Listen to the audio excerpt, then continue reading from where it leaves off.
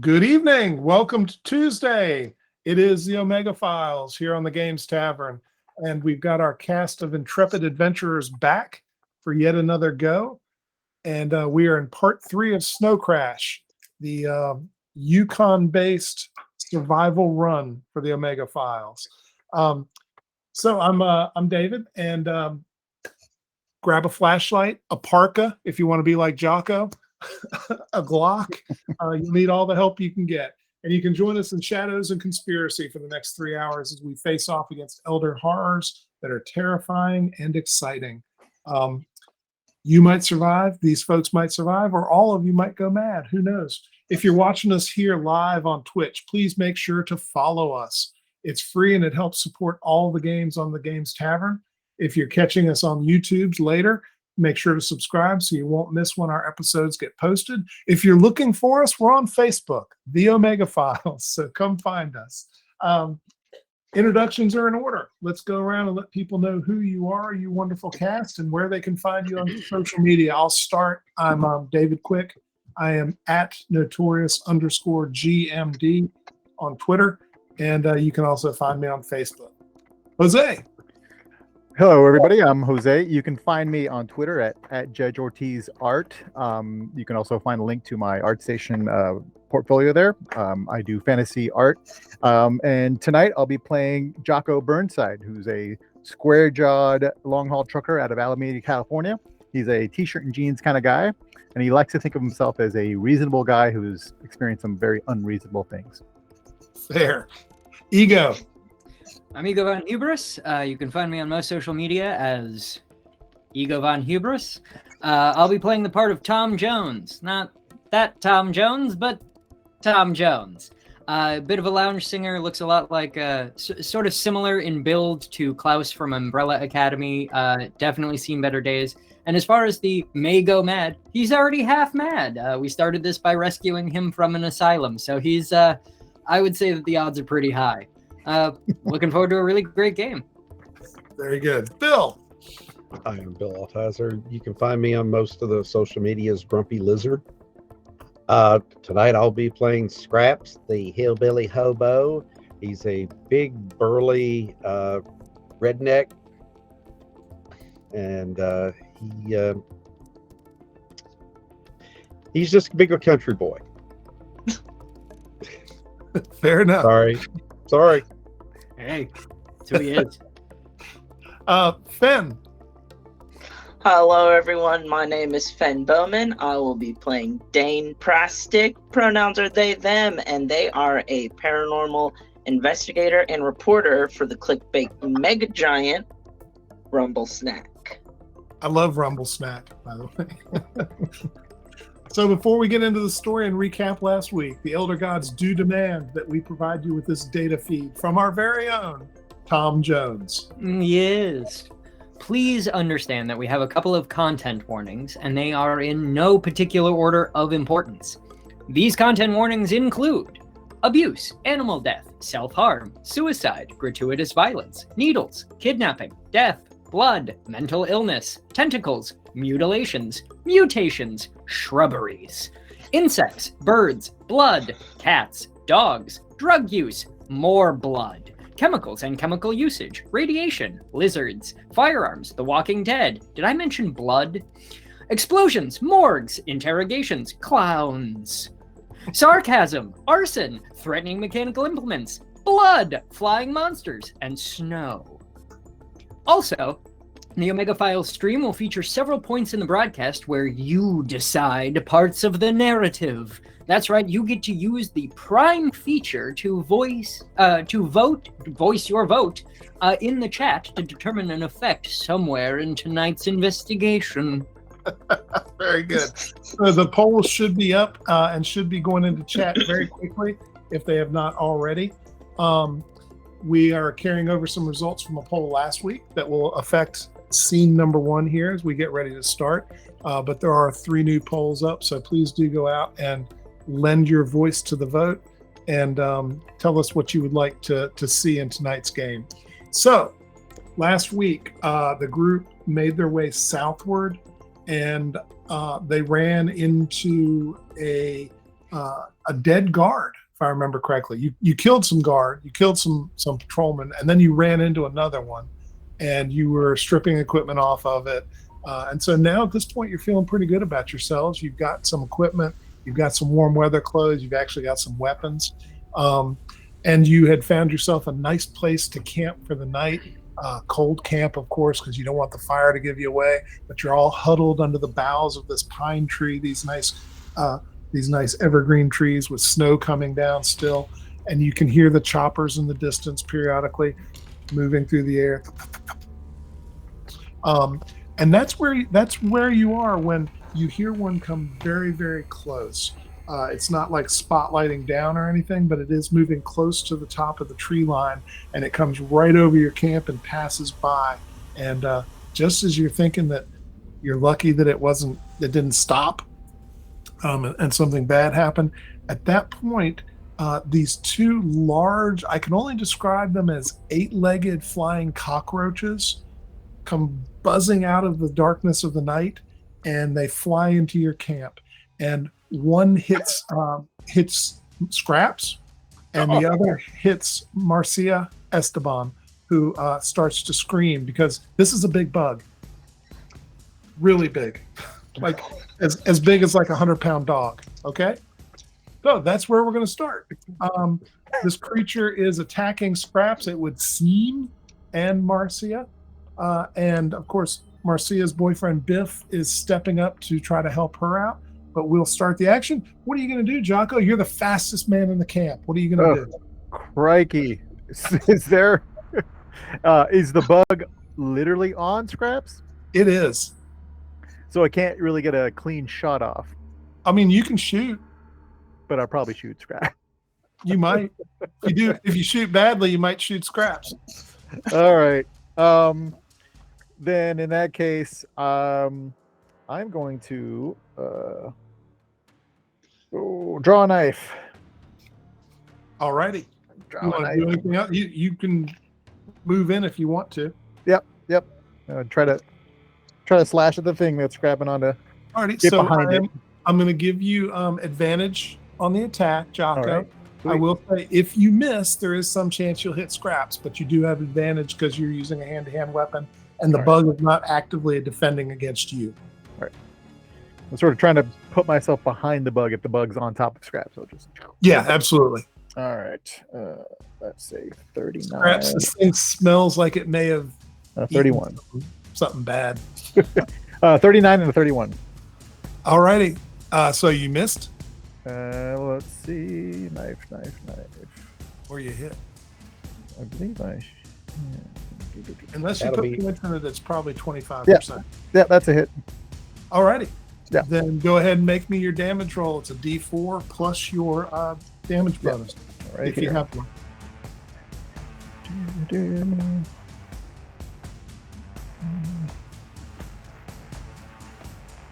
It's 3 points. Very good. So you wedge that knife in there, in between some of the seams in its carapace. It's chitinous, chitinous. Which one is it, guys? I like Chitin or chitin. Chitinous, I Okay, think. chitinous. Okay, we'll go for that.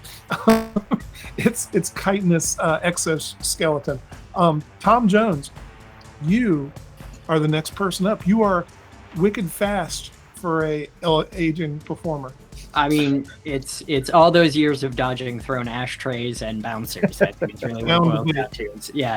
It's you get nimble when they're trying to throw you out of places.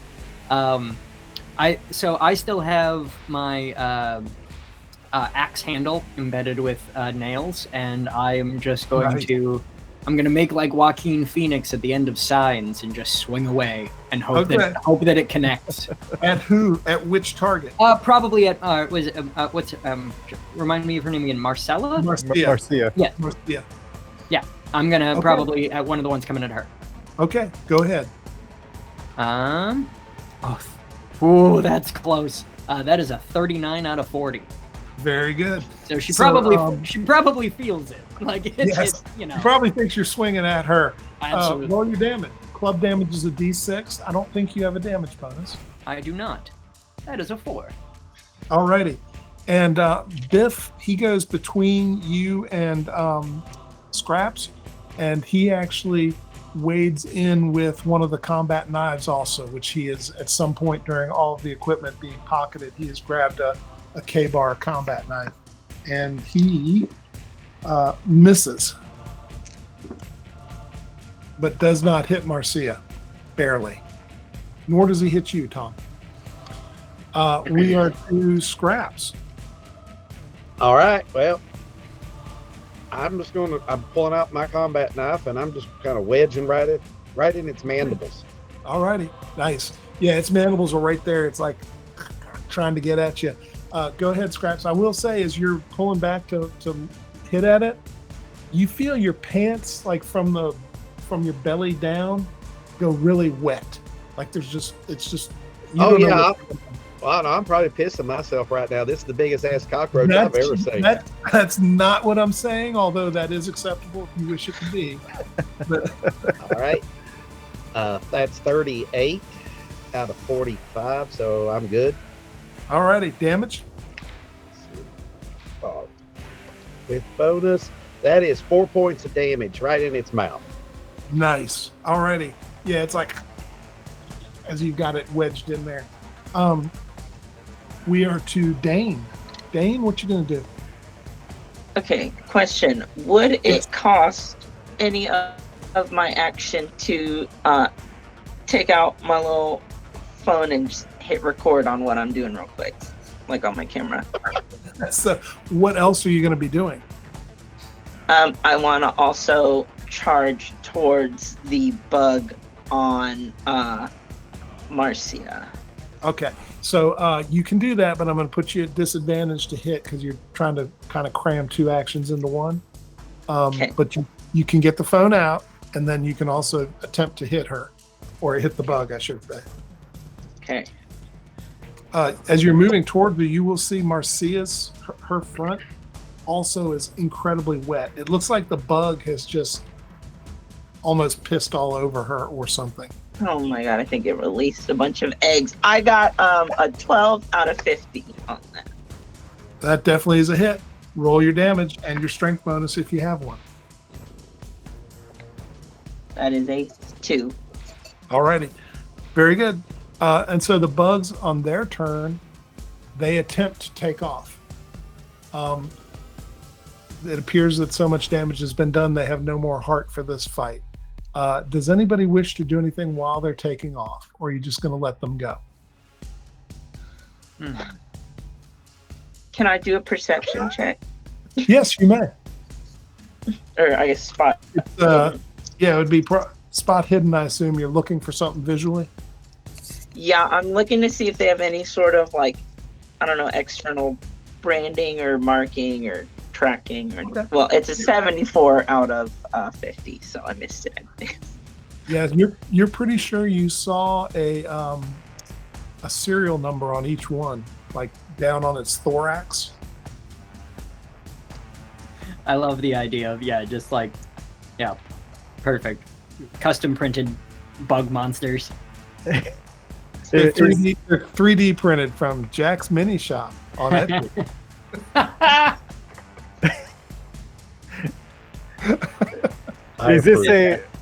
Is this a situation where I could pull my gun and shoot them as they fly away?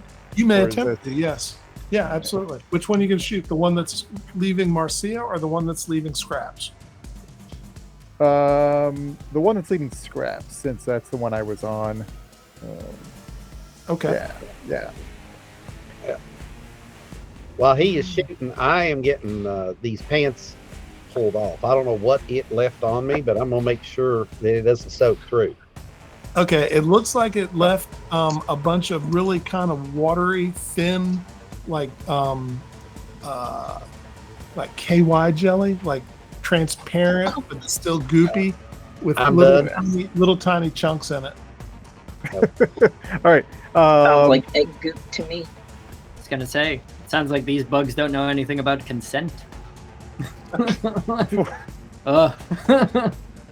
For a 3-round burst, do I roll each time? Is that what we do? Yes, you do. Yes, sir. Okay.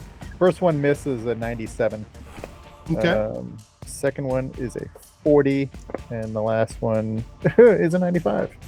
Alrighty. So the 40 hits? 40 hits. Yeah. Okay. Roll your damage with the D10. D10. All right. That's a 10. Alrighty.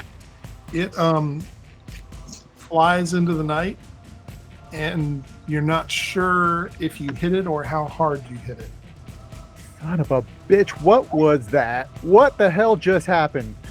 Tom, were you going to take a parting action, or are you just happy to see them leave? So I feel like I would grab a road flare to see if we could get them to come back, and then second guess it and be like, I don't think I want them to come back, and probably stash the road flare again Okay. and just watch them fly away.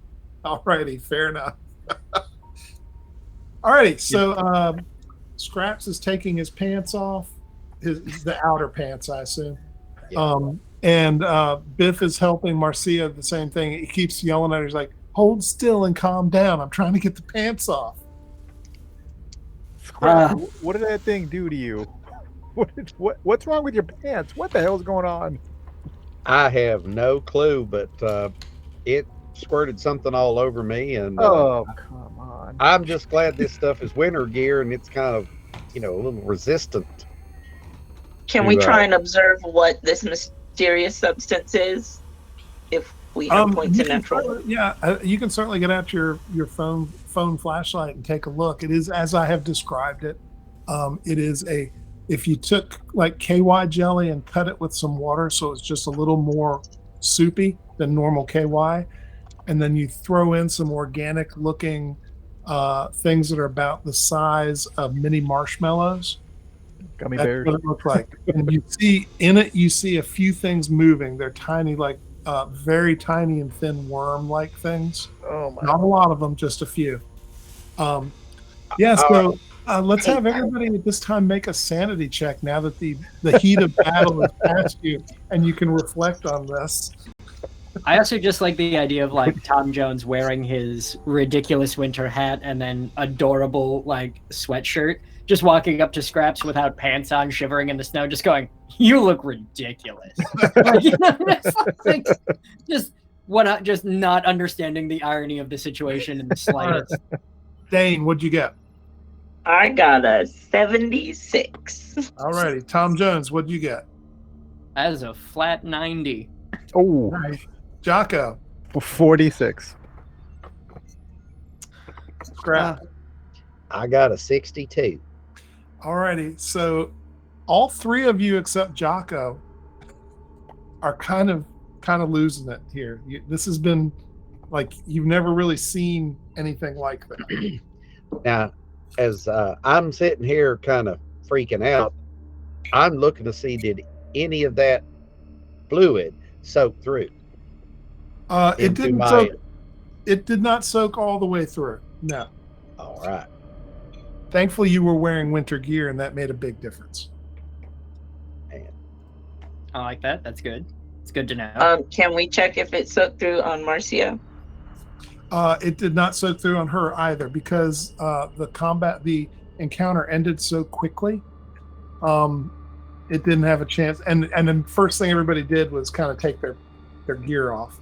So it did not have a chance to soak through. Your skin or your pants underneath are not wet. Now why would it do that, Scraps? Did that thing just spooge all over you? What's going on around here? What is happening? What is happening? I mean, Find out what happened. it's not my worst day in the woods, but it's close. So Jocko, as you're talking to them, and they're all three of you, Tom, Dane, and Scraps, are kind of on edge, right? I mean, you're not sure what's going on. The noises around you in the woods are really kind of magnified. The darkness is kind of spooky. Jocko, you're sitting there trying to figure out what's going on, and I need let's see, who will it be? Tom, you see what appears to be a wounded animal crawling through the snow towards you, and since it's dark, there is some moonlight, so you can see a little bit of it as it's getting closer, but it's probably about 40 feet away, crawling through the snow towards your camp. What are you going to do? I guess I'll take a second and kind of squint into the moonlight to see if I can make out what kind of animal it is, to see if it's dangerous, but I'll probably definitely, like, while doing so, be like, guys, God, and just kind of point like into the darkness while like trying to get attention. Okay. All of probably- you can see, all of you can see this animal. It is crawling through the snow slowly. It's leaving a trail of some sort of brown liquid in the snow behind it. And you can see from where you are, it's about 30 feet away at this point. It does appear to be another one of these large roach-like creatures. And as all of you kind of assess it and see how big it really is, because when it hit in the moonlight and it was a quick fight, you didn't really get a chance to see it. It's probably about the size of like a big Great Dane, maybe, with shorter legs, obviously. And so it's about 30 feet from you, and you see its wings pop out and begin flapping. And it looks up at you with its mandibles. It's like, what are you going to do? I'm going to try to finish it off. Okay. Yeah, 100%. Just rush, just kill it. Yep, Just yep. just The MP5 comes up almost instinctively. No. While Jocko is rushing it, I'm gonna zoom in on its thorax with my camera, which is still recording. Okay. Let's see. That's a 30. That's a 45 and a 8. Yeah, so you will kill it. Okay. It doesn't have enough hit points left for two strikes. Dane, right before its body and thorax kind of explode under the onslaught of semi-automatic weapon fire, you see that you don't think it actually had an ID number on its thorax. That seemed to be a trick of the light. I love that. Clear that up. Or your senses are fooling you. Okay. I love that. That's great. And the night goes very quiet again. Now, Why is this cockroach the size of a dog? What? What is that? Does the trail come from a place, or does it look like it just landed and started moving? It's the same one Jocko shot as it was leaving. That's what I was And it gonna ask. basically hit the ground and tried to crawl back. okay. Yeah. Okay. I mean, it took 3 shots at least to take this thing down. Sort of with my foot, knock it over, see if I can tell anything about it. It looks like a big ass roach. It's got wings, which is not normal for a roach. It's got mandibles. It's got 8 legs, but they are not like normal roach legs. They're not like splayed way out. They're instead kind of tiny and in close to the body, like maybe it creeps instead of skittering. And it does have 4 eyes. It's got 2 on each side of its head. When it was flying, did it make that same buzzing sound we heard earlier? Yes, it did. Yeah. Okay. You're thinking you didn't hear it coming because of the helicopter.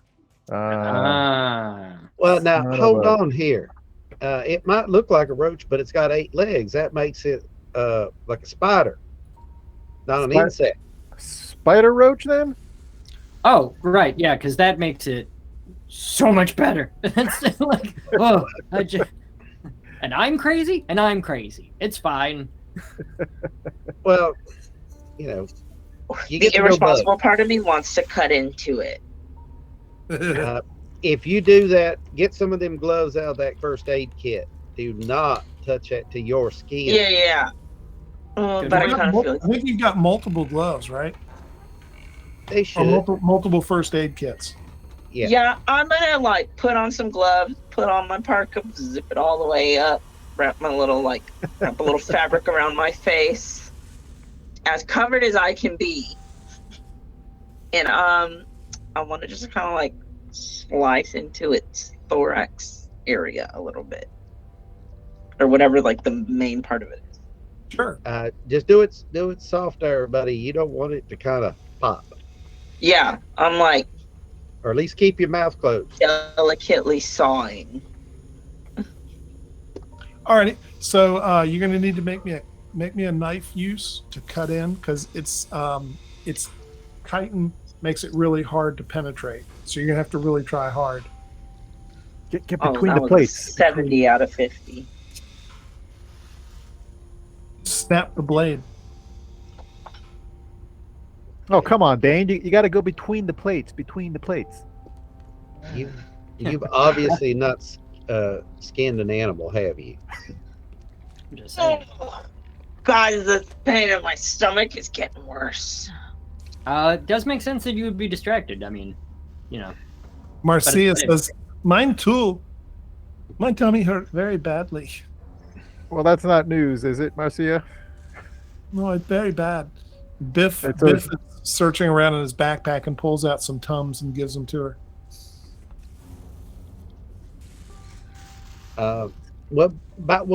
Do we have any kind of guess of what time of night it is? How close we are to dawn? It's so hard. I mean, you can, her phone, I mean, y'all have phones, right? Yeah.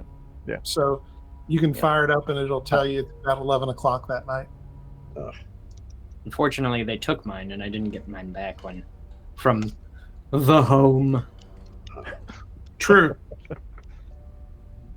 You know, they kept being like, it interrupts knitting hour, and I'm just sort of like, it's fair. It's very soothing activity, and I don't want to be distracted. So you know, God, I miss it. Miss it so much. It's fine. I'm fine. It's all So what are y'all going to do? You going to stay here and continue resting for the night, or Well, I think I'm done sleeping. you going to try to get it? You going to try again, Dane, to get into the creeper? You've got other knives available. I mean, why not? How many knives do we have total? We took down what, 3 guys? You found Or 3 guys. soldiers. Yep. So there should be 3 knives circulating in the group. But did you bust a K-bar doing that? He did. He did. Sorry. He did. They did. Yes. Yep. Would a What is that? hammer and a knife help at all? I It'll do chiseled it. something. It'll do something. I like the idea. Dane, what's the end game here? What are you trying to get at? You're not planning on Trying eating to that see thing. No, I don't want to eat it. I want to see if there's like any kind of tracker or anything in it. You know, like when you, for example, like dogs, how they get like a microchip just beneath the skin. I'm trying to see if there's anything just inside of it that we could use to locate where it came from. Now, here's a good question. I wonder if this is what left that poop you found before. That nasty poop. Yeah, with the worm in it. Uh-huh. No, I'm not gonna try and get into it again. I'll just let it be and look at it suspiciously. I'm gonna suggest that we kind of push this out to the edge of the camp. You know, keep it a little, just in case it decides to jump back up. Cover it up with some snow. There we go. It's staring at me funny. Does this thing have anything that could possibly have cut a bear? Sliced the bear? Looking at its wings actually have a sharp edge to them. Yeah. Like maybe its wings could be used as a weapon on like a flyby type attack. Ooh. And its little tiny Could legs, I even though they're break under, off one of these they're wings? about yay long, and they're sharp too. Man, watch the wings. Watch the wings. All right, I'm just gonna throw some snow on it. Okay. And are we going back to sleep, or what's going on? I kind of think I- we should move the camp. Yeah, we made some noise. We don't know where that helicopter. We made noise. There's bug guts. I don't know if they're well, work we've like got a other river bugs here. Sense. We could follow the river south. And just keep Maybe it. find another rock outcropping or something. Tell you the truth, I'm not in any mood for sleeping right now. So I'm, Well, I'm the up for a question walk. is, how much light do we have to be able to see here? Because I don't want us It's wandering out about- on that river. Yeah, it's about a quarter moon. Oh, that's We have the 3 flares plus the flare gun, right? Well, if we have a river, we should be able to follow the bank of the river without too much problem. yeah. Yeah, It'll be I a see dark that. outline, and we keep it to our right. Yeah. Yeah. Let's since we've got 2 sick party members, let's go ahead and move a little bit. Yeah, All it right. makes the most sense. So you're gonna move through the night and try to put some distance between you and the site where you killed these poor creatures. Yeah, The big let's, bugs. These Yeah. poor creatures. now let's just remember this. It kind of might be one of their hunting grounds because that other fella we found, who I used to have his pants, was had his leg bit off here. So this probably is the best thing to get out of its maybe hunting area. Yeah. How far away are we, do we know, from the station? What, 17F? I can't read the number. That's fair. But- So it's hard to say because you don't. I assume that you don't spend a lot of time hiking in the snow, and the map itself. I think the original thing on the map said it was several days, maybe 6 days. And that I think would depend on obviously terrain conditions and how quickly you're able to make your way through. Yeah. But you think you probably got several days left to go. Okay. Several days. Yes. That's what I would say, several days. Days. That's what you Yeah. think. Yeah. And we've got 3 rations left, I do believe. And got bear jerky. Yeah, bear The jerky. bug probably has meat on it. No, thank you. No, that feels like a way to get infected like nobody's business. Yep. We got plenty of water. Man can survive quite a ways on water. I'm not eating no bug. All righty. No, we'll keep it. So are you just going to march on through the night into the morning? Well, actually, I'd say we just march for a few hours and keep an eye out for another place to take a rest. Oh, you can easily find that. Yeah, I was thinking we go till like early morning or mid morning, so we at least have daylight to keep a lookout on. Yeah. Slightly warmer as well, hopefully. Yeah. Agreed. Plus, a fire's less noticeable during the daytime. Well, also true. Absolutely. All right. So you move for a few more hours, and then you find yourself another outcropping with some trees to give you a little bit of respite from the snow and the wind and the cold. It is wicked cold. So let's recap. Scraps, you're wearing at this point just what, jeans? Well, I am wearing the top, A parka. Okay. the parka top, but I'm just wearing for pants. It's just my one-legged jeans. Okay. Tom Jones. Pretty much jeans, and I have like my tattered, blood-covered dress shirt and like a smoking jacket. And then, sort of bunched over the smoking jacket, is this like Hello Kitty Christmas sweatshirt, a pair of like very fluffy sort of mittens, and my adorable hat. Okay. And the entire time just feeling as hinged as he looks. Okay. Dane, what is your state of dress right now? Dane's gone. Dane's back. Dane's still here. Okay. They've got I've got the guard boots, the guard pants, the North Face parka, and I have a walkie-talkie still that's on channel 3. Okay, very good. And Jocko, you're wearing a full Wearing camo? the SAR-4 military issue kit, full kit. Okay, that's fair. Now we did lose Dane, so hopefully Dane will be back. They took him. They got him. Yep. Oh no! And there's Dane. Dane is back. They got Dane. They got. Oh, he's back. Dane is muted, but Dane is back. Still. All right. So we're gonna get Dane back into frame and back into the picture, and hopefully back so we can actually hear him. Dane, you are currently muted, just so you know. So the rest of you find a place to sleep for the night. You get several hours of, I'll just say it, very troubled sleep, unless you're going to use some way to knock yourself out. Nope.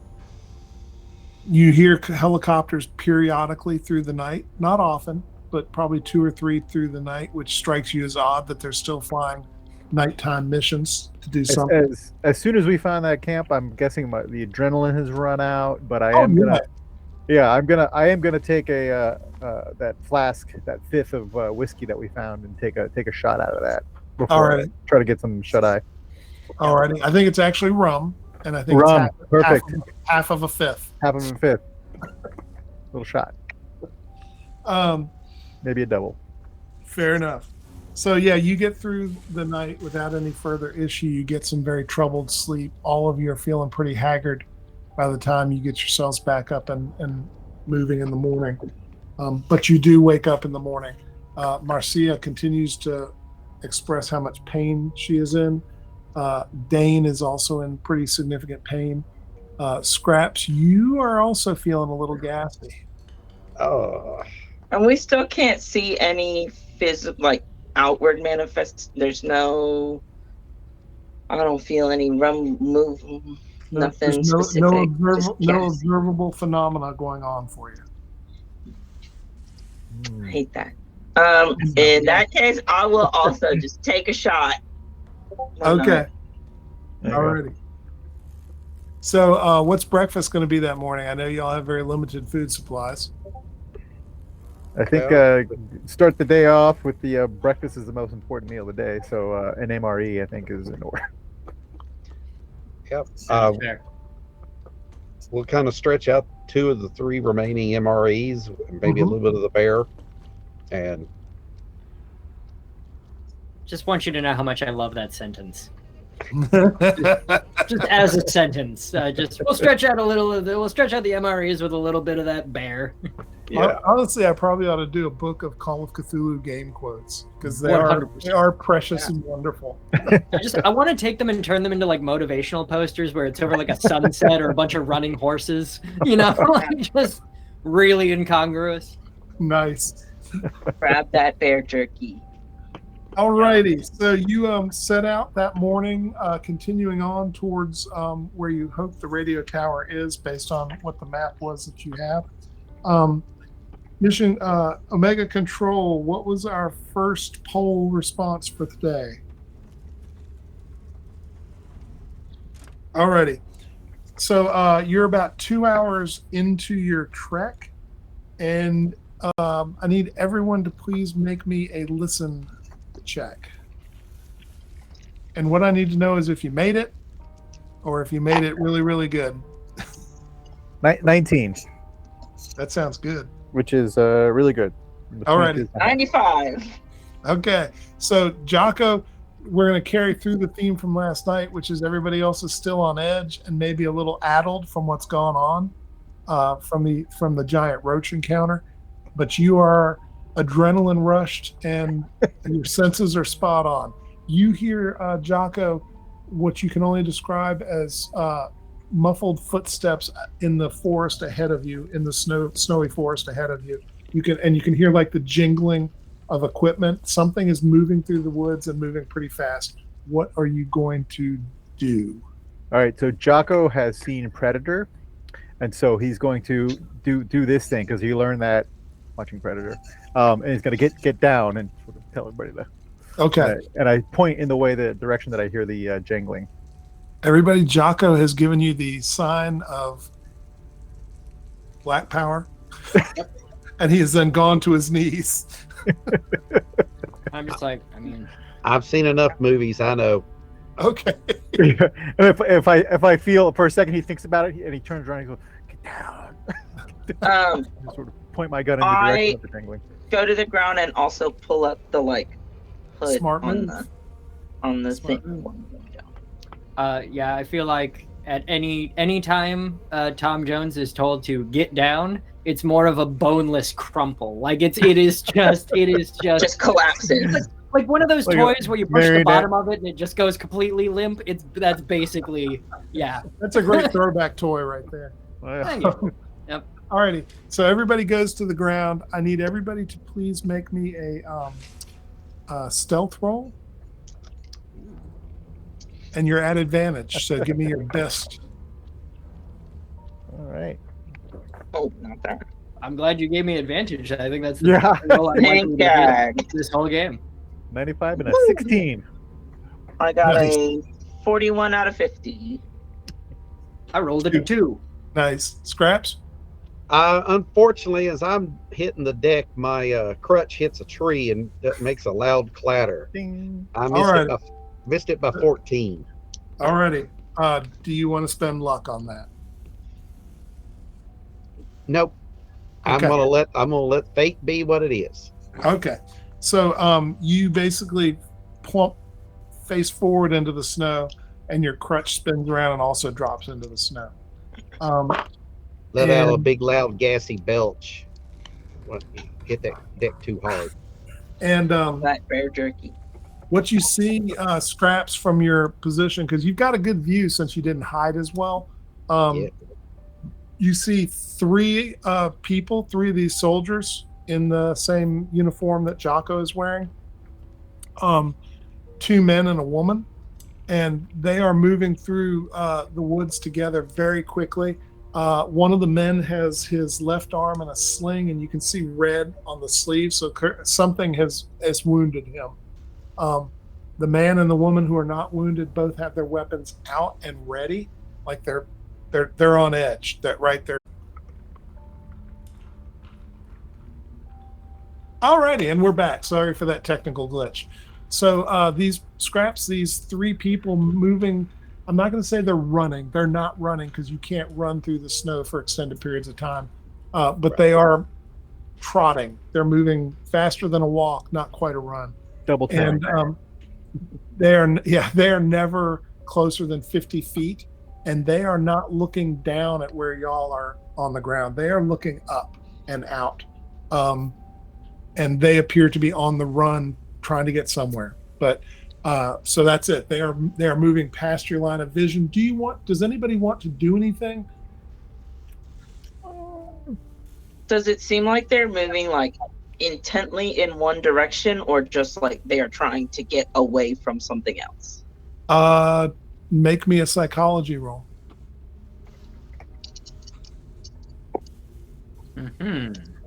80? No.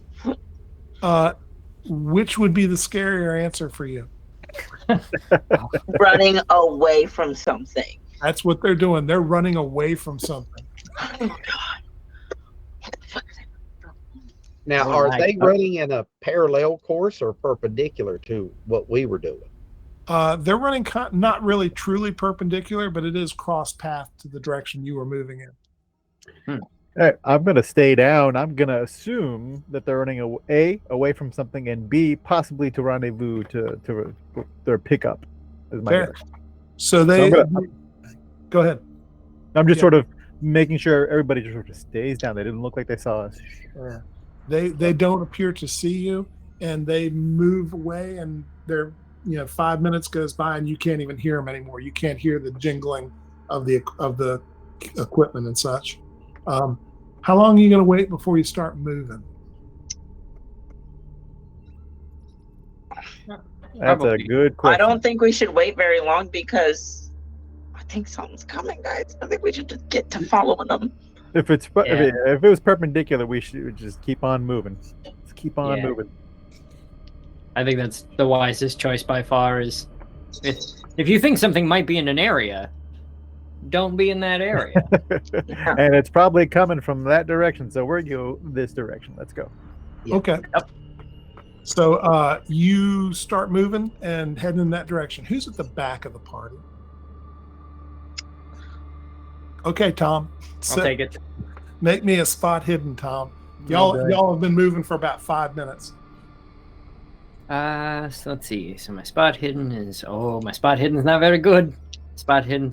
I'm gonna spend 2 of my luck points and make that a success because I got 27 out of 25. That's really good, Tom. Good choice too. So Tom, you see well behind you a silhouette of what appears to be a bear. You're pretty sure, and it's not moving towards you. It appears to be maybe chasing the path of the people that crossed your path. Though it does stop for a second where your paths intersect, and it sniffs at the path, and it looks up towards you. What do you do, Tom? Uh, You're probably 300, 400, 500 feet away, but I would probably just continue moving slowly in the direction of the group, but like not take my eyes off it, and just kind of like, I wouldn't make myself bigger in order to scare it away, and I also wouldn't like freeze to give it a chance to notice me. I would just hope that like it's just sort of like, it's too far to bother, but I would like keep an eye on it and be like ready to let the group know. But if the bear doesn't, if it's not coming after us, I'm not going to worry the group. I'm just going to stay very quiet about it. Fair enough. So it sniffs around. It looks up the range. It looks up range at you through the woods. Hard to see because you've got a lot of trees, right? And you're not sure if it sees you or if it doesn't. But it sniffs back at the ground again and then starts moving in the direction of the soldiers. Cool. Now, Tom, I need you to make me a sanity check. Yep. Good. Oh no, for a bear. And in pure fashion, in my usual, because sanity has always been my strong suit in this game, that is an 88. Alrighty. So, Tom, which would scare you more, tentacles or teeth? Ooh, I guess if it was coming after me, teeth. Okay. So as it looked up range at you, you saw it had like almost saber-tooth sized teeth. Yeah. No. And not good ones. Like they were all like jaggedy, like 4 or 5 right across the front. Yeah. I'm just gonna kind of quick time march a little bit up to sort of the body of the rest of the group. Now that I know that the bear's not actively following us, be like, hey guys, not to alarm you, just want to say, first of all, we're all doing a great job hanging in there. There is I'm already alarmed, Tom. Just little thing I want to bring to your attention. You bringing something to my attention alarms me, Tom. That's alarming. Especially like trying to keep the conversational tone despite the screaming eyes. Anytime Tom tries to be calm, I start freaking out. Spit 100%. Spit it out, Tom, before I piss myself. What are you trying to tell us? There's a large bear in the woods, and it seems to need an orthodontist in a pretty significant way. It's, I believe, heading toward the alternate party, but something to be aware of when it comes to say nighttime. Someone tell that bear I can't afford dental care, so I can't take care of it. Yeah, I don't know if that's really, I don't think it's in the market for braces. I think it's going to kind of do the beaver thing where it files them down, but against bone, not trees. So what I'm trying to say is we should keep an eye out, because it seems as though there's some the fauna in this general area seems to be first there were giant bugs, now there's a bear with some gnarly teeth. Yeah, look, I think we're in Chernobyl. I think we crash landed in Chernobyl, and just something to think about. Is this supposed to make us feel better? Well, it was. So, I mean, it's better to know what you're getting into, right? I mean, because the bear is not normal. Because why would it be? Let's totally go with that. Let's absolutely go with. I'm going to take my spot back in line. Keep an eye out for some things. Don't worry. It's fine. It's fine. You've been somewhat helpful, Tom. I appreciate it. Thank you.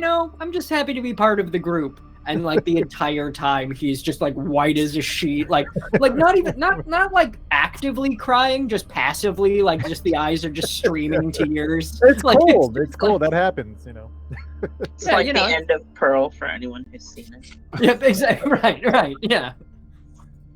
So you make good time that day. You don't run into any other soldiers. You do hear helicopters overhead periodically. Again, it's not like a constant thing. It's like every hour to hour and a half, and they're not flying a normal flight pattern. There's no consistency. So you're guessing they're doing some sort of search, but you can't figure out what the rationale is.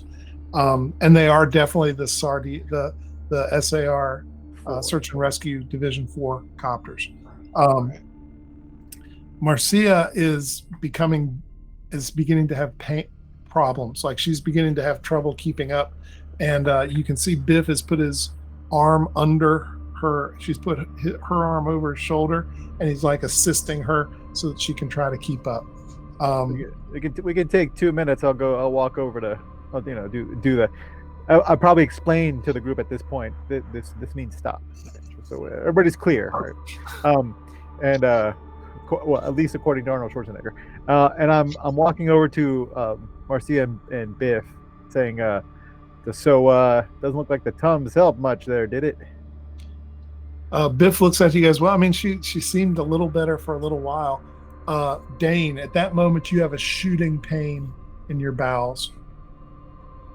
Dane just doubles over and goes, "Oh." He looks over at Dane and says, one of yours is looking pretty rough too. You want some Tums for him? You got any more to spare? Yeah. He pulls it out and he literally pours half the bottle and gives you a handful of Tums. Much obliged. Keeps the rest of it in his pack and gives her a couple more. I head over to Dane. Say, Dane, is the best I can do. I'm not a doctor, but here, have some Tums. All right. Yeah, I'll take a couple of them. Alrighty. Does it help at all? As you continue moving, it seems to help a bit. Yes. I'll keep the rest right here in this pocket. You let me know if you need any more. Yeah. Well, there might be some painkillers in that first aid kit. Do you want anything for the pain? In that first aid kit, would there be any like kind of basic like antibiotic things? You want a painkiller or an antibiotic? Well, so what I'm thinking is that Dane is getting increasingly concerned that there's a parasite in them, and would like to take something to kill it. Yeah, sure. In my ideal world, they would have like a dewormer, but I don't know. There is a broadband antibiotic in there. I'm gonna take that. We Okay. also have the rest of the whiskey. Just saying. Rum. Sorry. Rum. That's okay. What You are really want it to be whiskey, don't you, Josh?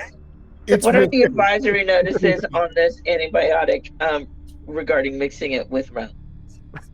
You're never supposed to mix any RX medicine with rum. Okay, yeah, no, I won't drink any rum to go with it. But thank you, Jocko. I'll just take it. Take it.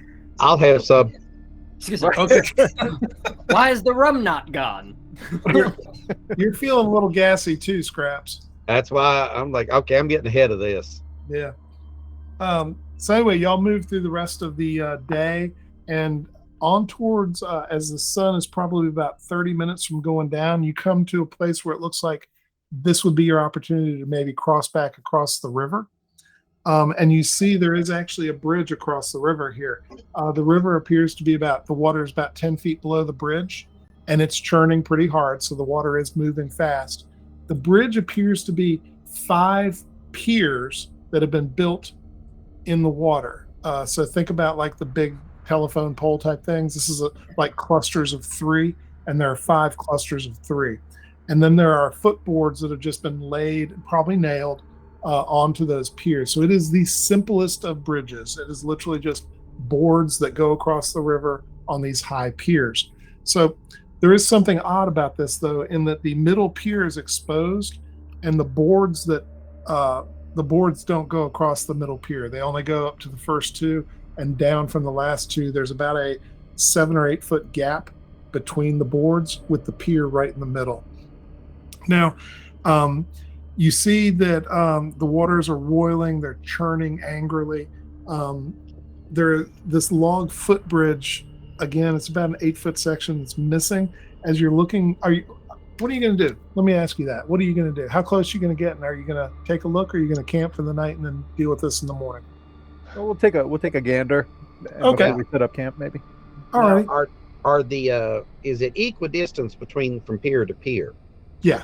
So Yeah. if we got further along and took the boards and then bridged the gap to the middle. It's a really good idea. Yeah. If you're able to get the boards up, yes. Oh, we got a hammer. Yeah, we still have Okay. that hammer. Okay, fair. Well, I was gonna ask, can we see if like the middle board has just been knocked loose and it is on an embankment anywhere nearby? Yeah, so is it fair to say you're going to get a little closer so that you can see what's actually going on? Absolutely. Yep. Okay. Yeah, I was thinking like within 10 or 15 feet Yeah. of the edge of the river. Yeah, you get a little closer, and what you see is, first off, where you're standing, as you look down, you realize there are probably hundreds of shell casings on the ground where you're standing, and the board on the bridge appears to have been shot out of existence. I was going to ask what kind of shell casings, because we just came across a bunch of Oh, bugs. So, like, That's such a great question. They are 7.62 millimeter, which I think standard NATO. MP5 would hold that, yeah. all right, 762. all right. That's Well- not unsettling at all. So, Seven, so six- the clear 762. That's here- Russian. is it? Okay. Yeah, that's the AK. Okay, then 5.52 or whatever it would be for. All right. 5.56. All right. Okay. So the clear implication here is that the bridge was shot out of existence. From this side, Yeah, from this side. Well, Well, seems who's got excessive. if anyone here is particularly good at tossing, don't know if anyone happened to be a high school track star secretly. Biff, you've got those vibes. Maybe we could toss a road flare across the river or across the gap and see, because that gives me the impression they were trying to escape something. I will say you've got enough light. You can see the other side of the river where the bridge goes down appears to be clear of anything right now. whatever whether there are- happened. Yeah. Yeah. Whether there are shell casings on the other side, you really can't tell from here yet. You know, this may not be the best place to cross if they're trying to isolate something on the other side. Yeah, I'm thinking the Uh, same thing. No, I will say, looking at the river, as deep and as rough as it's going with all the snowfall that has occurred and is now melting off, Uh-huh. it's gonna be tough. It's gonna be tough. So- to I mean, you could cross. probably Nothing say else. that. Go ahead, Jaco. I was just gonna say you could probably say that for this, past few days we've been traveling this whole area. Who the hell knows what's over there? Fair. We do Yeah. have 100 feet of rope. Yep. Also, Well, here's Oh, the that's true. question. I Here's always the forget we question. have rope. Let's look at the map. Is there anything that looks like a affordable area on that map that we have? It's beyond very this hard. point? It's very hard to tell from the map because it doesn't really give you any kind of terrain features like about river depths or anything. It just has this bridge marked because it's such an obvious way to get across, as well as a couple of other landmarks that look like. I mean, this looks like a hiker's survival type map. Okay. So if we took the long way around without crossing back over the river a couple times, can we just stay on this side of the river and still reach the station? We have- I think the map makes it look like that's not possible. But let me look real quick. it's It's quite a detour. No, you might be able to, but there are mountains down to the south, which would probably make it really tough Yeah. because you'd have to cross over the mountain. Yeah. Yeah, there's that I was pass. just thinking, Hannibal, I am not. You think? I assume Oaks Pass is where we're trying to get right now. Why do you Yeah, ask? Oaks Pass appears to be the way to actually get from the forest through the mountains without climbing over the mountains. Well, how about this? Why don't we camp here, keep an eye out on the far shore till morning? Sounds And, Yeah. good. Yeah. and that way, Yeah. if something pops up, okay, we're not crossing. So nothing does, then we'll have all daylight. I was to going to get say, across. it gives us a good opportunity to sort of scope the area or sort of, like see if, because there's been enough interesting goings on already, unexpected things happening that, get halfway across a thing and then just go, oh, okay, great. There's a bass the size of fucking the city center. Like, cool, neat. Don't curse us with that, Tom. Right. put that curse on.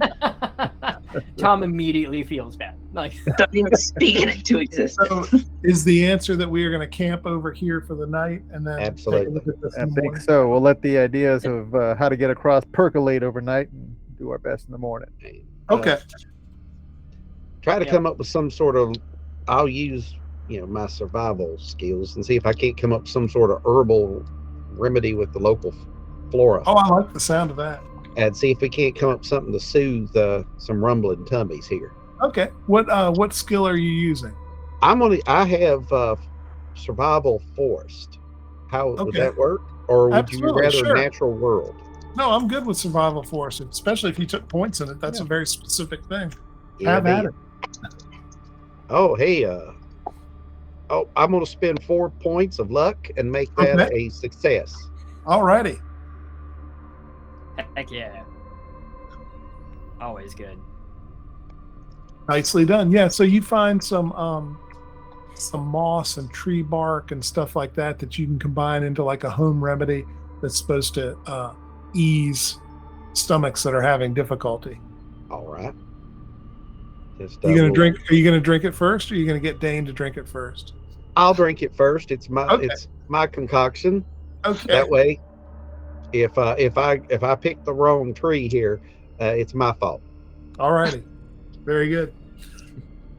This will make your stomach better. It made it worse.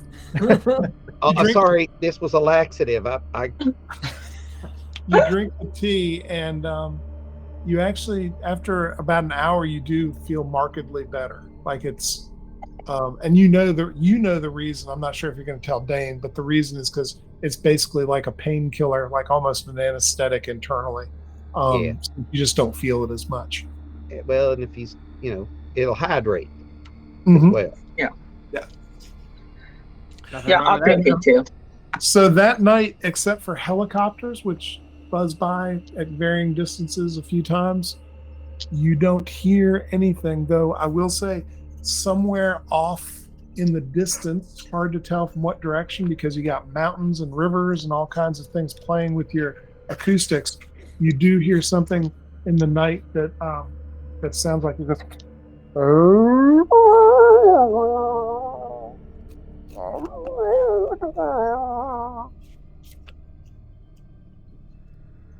Not close.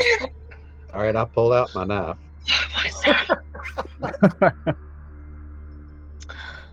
I will say, Dane, your knife is still usable. It's just the tip is gone, so it's usable to slash or cut, but Yeah. you can't poke with it. I'll also Then you hold my can. knife at the ready. Is this is not any kind of like familiar. Make Sound. a natural world or survival type check if you've got survival. I love the fact that Scraps has survival for us, so you can roll that, Scraps. Oh, okay. Nope. Missed it. 09. Really good. Oh, It sounds like it might be of the moose family. What side of the river is this sound coming from? It was hard to tell because of the mountains around, and the forest muffles it, and the mountains alter where it's coming from. But again, it was far away. It was not close. All right. Well, I hear them moose are nothing to mess with, so I'm on. yeah, they will kill you in the water. Yes. They are terrifying swimmers. Yes. I don't plan on getting in that cold water, so I'll be okay with that. I got one leg left. I'm not about to freeze it off. Anyway, that's all that happens overnight. You all get relatively good sleep that night. Probably pretty darn good since you've been pushing yourself hard and you didn't sleep well last night. You probably sleep in a little bit longer than you want to. That's fair. Sleep right through my watch. Again, dreaming of dentally challenged mooses. Yes. Hmm. Good. I love it. All right. So what y'all gonna do? You got this bridge in front of you, or you could conceivably, I guess, try to go another direction. All right, What- Scraps, what's the plan? well, I've been thinking through the night. We could take a look and see if there's any of this scrap lumber here. We've got rope. We could lash together some good poles and make a connector.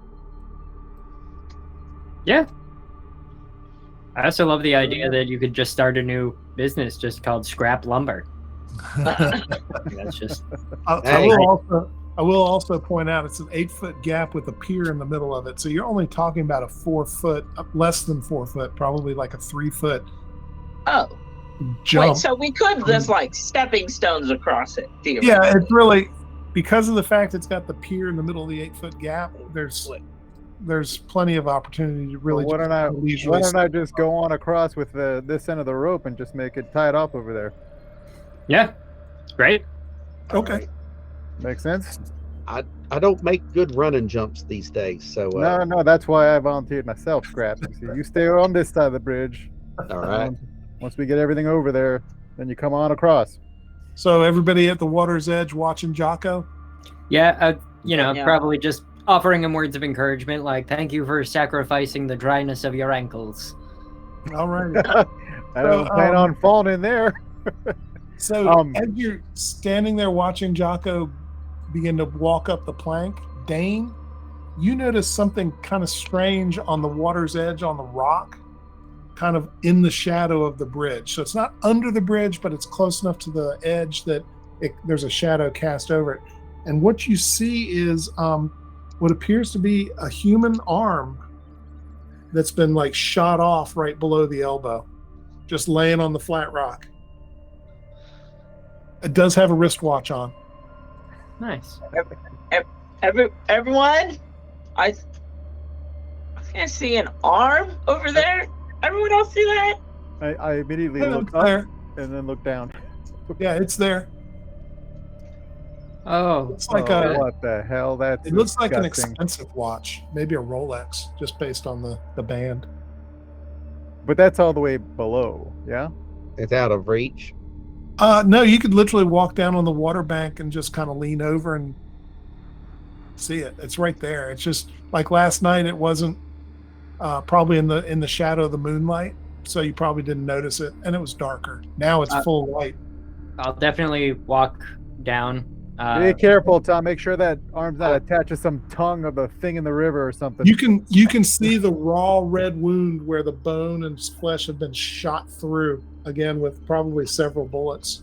I'm going to throw down the length of the rope to reach it over to Tom and just say, kind of hold on to this. If it might be a little icy down there, and Yeah, That is possible. Yeah, that's it is like a still lead cold. line. I really appreciate that, Scraps. I absolutely will, and I'll like kind of like wrap it around like one of my arms and like just kind of like keep it close so that way I got a good grip on it. Okay. I definitely I'm want to just- walk up and like pick up the arm, remove the watch, and be like, "Look, there's a severed arm that definitely has no watch." Yeah, so it is a Rolex. It's a really nice Rolex.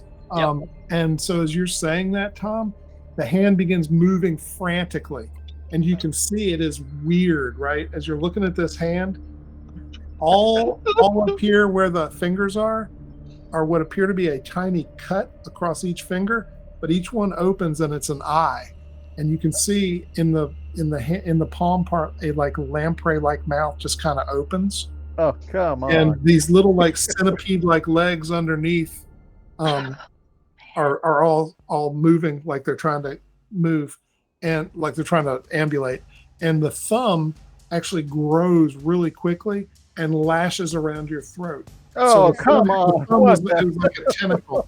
Yeah, so y'all see this thing, and it's basically crawling up your arm at your face, Tom. I do What kind of you want to gonna do? like, if I can, I'm just gonna start like tugging on the rope, being like, "Pull me back, pull me back, pull me back." Yeah, as we see this, I'm gonna grab hold of the rope with Scraps and just start reeling Tom in as fast as we can. I'm looking at everybody up there going, what did I say? What did I say? I didn't do I think the rest of my actions can probably be summed up as panicked flailing. That's think fair. it's- So it crawls right up your shoulder to your throat, and Mhm. you can feel the lamprey like mouth going at your throat. that's going to be one hell of a hickey.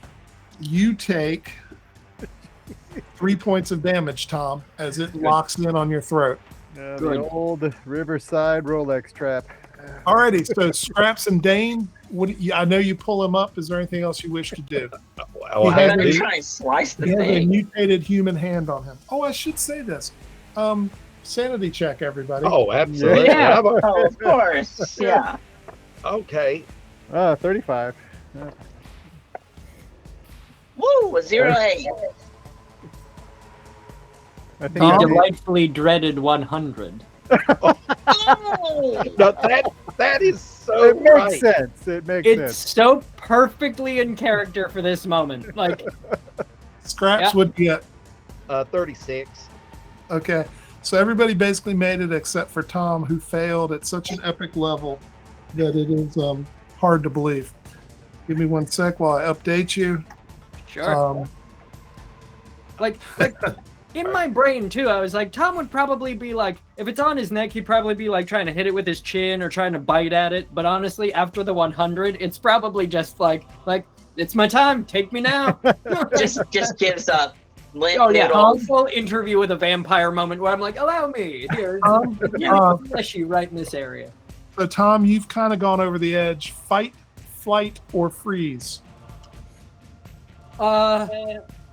Honestly, I think this particular moment would probably be more of a freeze. I think for Tom. Okay. I think that You're just standing there.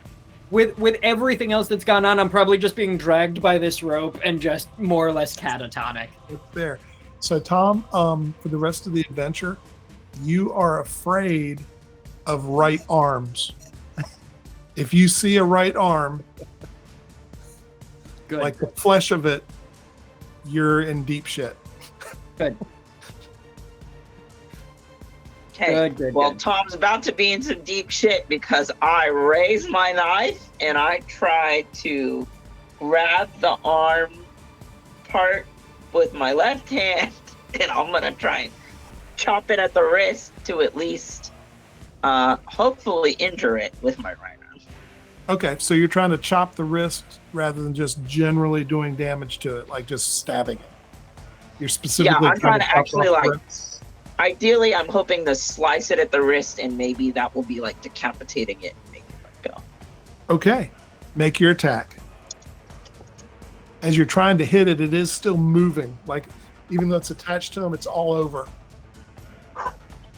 That's a 90. Oh. Okay, please make me a another percentile roll. Actually, this should be Tom that makes it. Tom, make me a luck roll. Oh, good. Oh man, I wish I could screenshot this because it's a 99. Oh!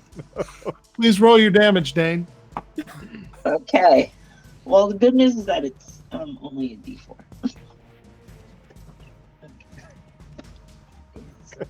A 2. Alrighty, Tom, you take 2 points of damage as Dane leans in and stabs you in the chest. Perfect. Perfect. I think, But I the think good this- news, Tom, is that the tip of my knife is broken, so I didn't stab you too. oh, that's Too right. deep. 1 point of damage because it's Oh, half. perfect. It's Thank blunt. you for that. Oh! I do like the idea of just Tom, like, despite his catatonic state, would probably still just go, why? Oops, sorry, Tom. Sorry. I mean, Stab you down there. I get So, it. Jocko, I've assumed that you're staying up on the bridge. or are Well, you gonna- once I see Dane stab Tom, I'm gonna oh Christ, and I'm gonna grab my knife and jump down there. Okay. Scraps, I'm gonna let you go first because Jocko is jumping down, and then he'll get his action. All right, I'm gonna reach down and just grab it at basically the forearm and at the wrist area, and I'm just trying to, and I'm gonna look at Tom here and say sorry, and I'm gonna put my foot on his shoulder, other shoulder, and just start to peel this thing off of him. Alrighty, make me a brawling roll at advantage. All 'Cause right, Yeah, we're basically looking at whether you can get the arm off of him. I am cool with that. Let's see, that's a 36 or 36. Nice. Yeah, so you do that. You kick Tom. Tom, you fall back down the riverbank and hit not the water. You just fall on the ground. Yep. And I'm kind of just holding this thing right here with all the nasty bits facing away from me. all the bits are facing except the thumb, which has grown to be about 3 feet long and is flailing around at your head and neck, trying to wrap, kind of like the tail on a face hugger. Yep. Alrighty, Jocko, you're up. You see that Scraps has managed to remove this creature, whatever it is. All right. Well then, in that case, I've got my knife out. I'm gonna go ahead and just stab it. Alrighty, stab away. Good.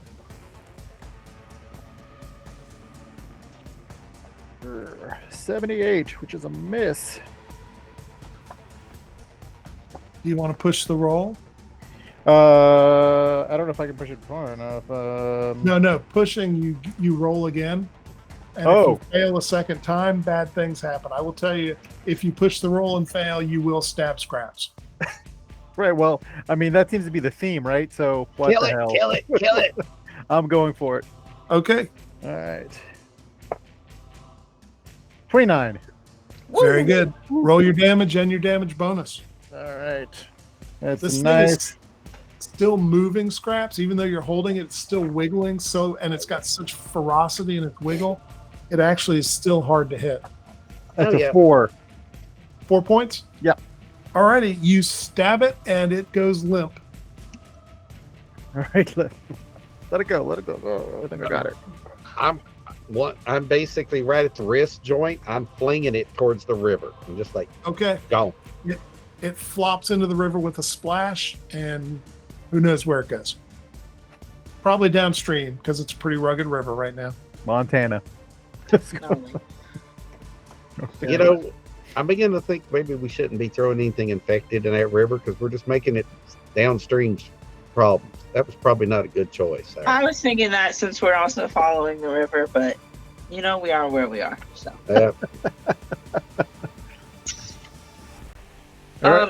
Tom, you can all we right? take a look at Tom's neck?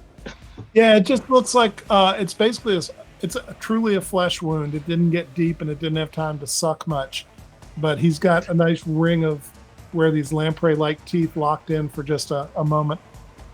Oh, come on now. We got beaver bear, we got flying cockroaches, and we got lamprey hand man, whatever the hell happened here.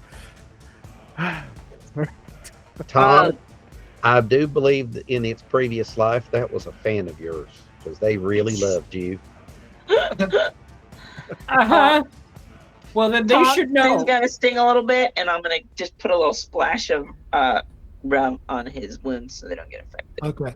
Tom, Dane's right arm is coming towards you. I was just gonna say, I feel like I'd be like, and the worst part is I hate hickeys, and then like as I see the rum coming, I'm like, rum, and just like I'll probably try to do that like when you're on the ground, you try to like scoot back real quick, like through the snow. You scoot back and you find yourself in the river.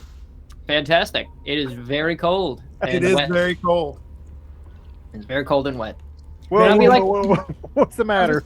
I'll start waving my arm, and I'll realize it's my right hand, and I'll just be like, guys, honestly, I'm fine. I'm You don't like yours either. Yeah.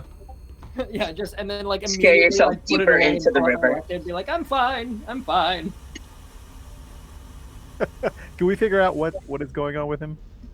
What he seems to be afraid of? Yeah, you gonna can I tell do him? a psychology roll to Sure, pinpoint what absolutely. he's afraid of so we can avoid this? Absolutely. 35 out of 50. Yeah, you figured out what just happened to him. He sees all of you as this creature. If you've got an arm that's exposed, if you're wearing mittens and long sleeves, no problem. It doesn't look the same. Oh, I've been wearing my parka this whole time. Okay, wouldn't have seen my you have a nipple. naked hand. I have like a light glove, but it's in Okay, the shape. of My hand. bad then. My mistake. So you're feel not like- in the water, Tom. I feel like Tom would probably like take the left mitten off and put it over the right mitten just to make sure that there's even more like just more coverage. It's a backup. 100%. Just to be whatever clear, I can do he's to keep it afraid of the contained. entire right arm. Yes, not just Up to the right elbow. hands. Yeah, up to the elbow. Yes. I think we now hold the record for wearing things backwards in one session, right? You're doing a great job. Yeah, Got pants, gloves. I like Well, the that's idea that anything Back to the hunting grid. us. Sorry. No, go ahead. I was just saying, I just like the idea of anything hunting us literally can't tell if we're coming or going. Like, I think that's great. We can't tell if we're coming or going. So Also fair. All right, now I'm gonna get back to jumping. Don't anybody else move. Okay. Okay. okay. You can traverse the bridge without issue, Jocko. It's All right. not hard. I'll tie off one end of the rope over here and maybe circle it back. And since we have 100 feet, probably get two handrails sort of thing going on. Sure. What rails? Two left. Holding rails, Tom. Holding rails. Holding rails. Holding rails. Cool. Holding rails. Cool. Don't worry. I got you. So, who goes over next? I feel like we should put Tom in the middle, so maybe have Tom go next. Yeah, and I feel like someone's gonna have to like help me. Okay. Yeah. Jocko, do you want to meet him halfway from that side? Sure, yeah. So I'll escort him to the end of our side, and then Jocko can meet him at that side. Alrighty. Perfect. And who's next over? Let's let Biff and the lady go next. Oh yeah, Biff and Marcia. He helps her go over because she's kind of messed up too. Good call. Who's next? Scraps, you want to go next? No, I'll hold up the back here. You go on. Okay. So I'll go ahead and hop on over. Okay. Scraps, you're the last one over? Is that correct? Okay. Are you bringing the rope with you as you come? Yeah. Okay. So, you cross over the bridge. You got the rope with you. And as you're stepping down towards the very end on the last pier, another arm splashes in the water near you. Please make me a dexterity roll. Oh, hell. Oh, okay. I'm going to burn 2 luck points to make that success because that was okay. A 47 out of 45. So you kind of doing that. You kind of fall on your ass on the pier because it's been scared you. Oh, but as you look at it, you're like, oh, that's just a damn fish. But the coloration of it was so close that you're kind of on edge. Yeah. Kind of salmon colored. Yeah.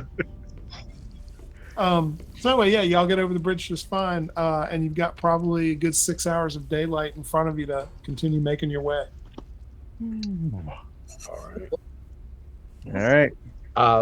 Let's get into the interior here and get away from this water. Yeah, Fair. Please, thank you. So you throughout the day you'll have 2 helicopter patrols that you'll probably want to avoid just because they're coming over. But as long as y'all are being careful, not a problem. Monitoring channel 3, Dane. At some point during the day, you hear them say, "Grid 43 is clear. Engaging grid 27. We have a bogey." Ooh. Oh hell! I wish we had a map. Yes. Their map. Yeah, specifically. Yeah, I was gonna say our map does not appear to have any grid markings on it. It does not. No. Yeah, What's the number of the station we're going to again? I think it's 12 or 17. 1 sec. Sure. It's 13F. My bad. 13F. Okay. Yeah. Unfortunately, the Canadian utilities companies do not use the same grid as their Black Ops military units. Yeah, that's a real shame. Go figure.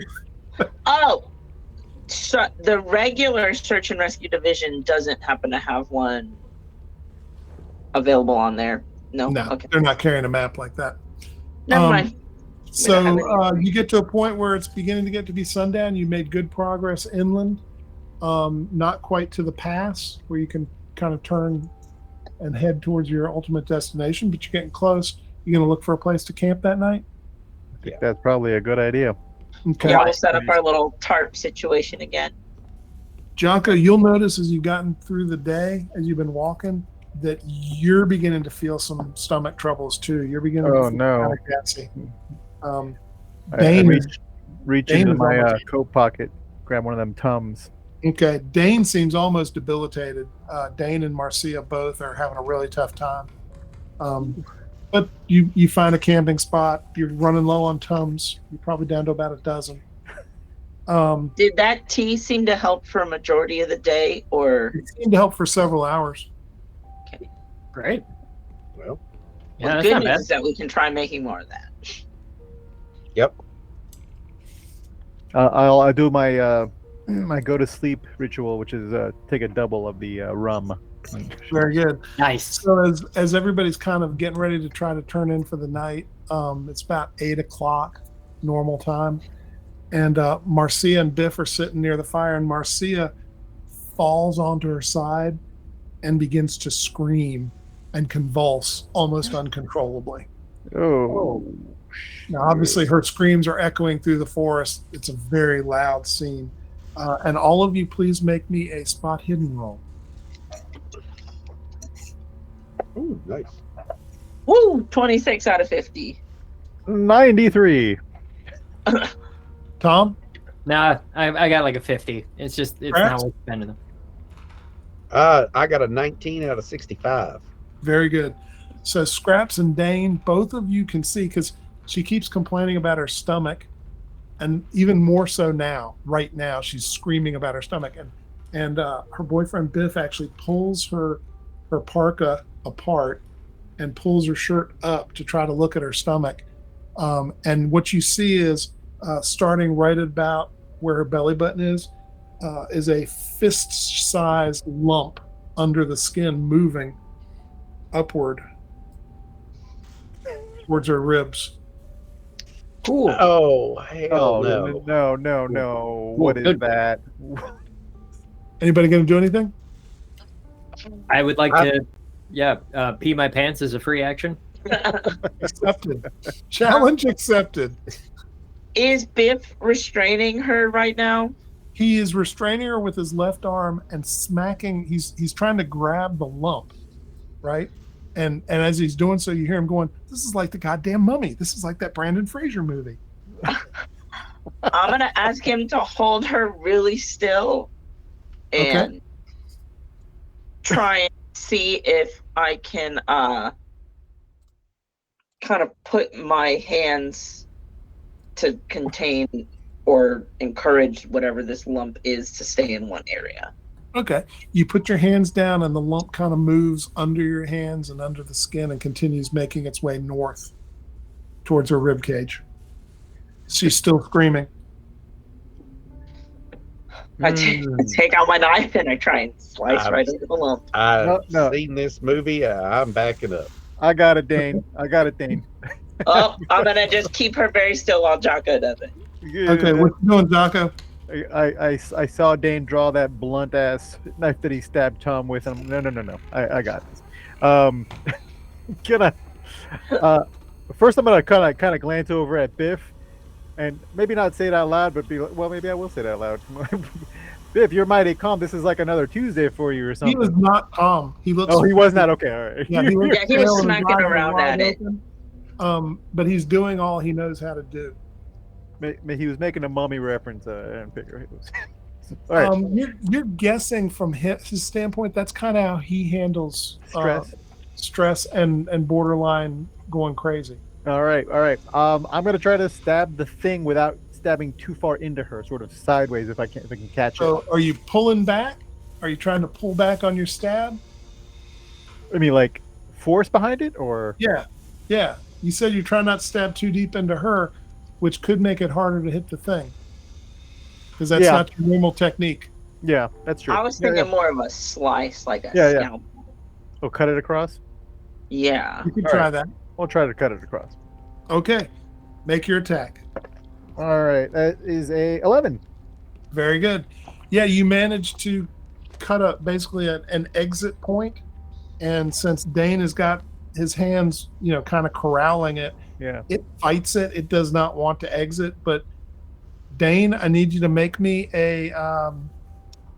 What do you think's reasonable here? Luck, strength, dexterity. You're trying to corral a parasite out of a person.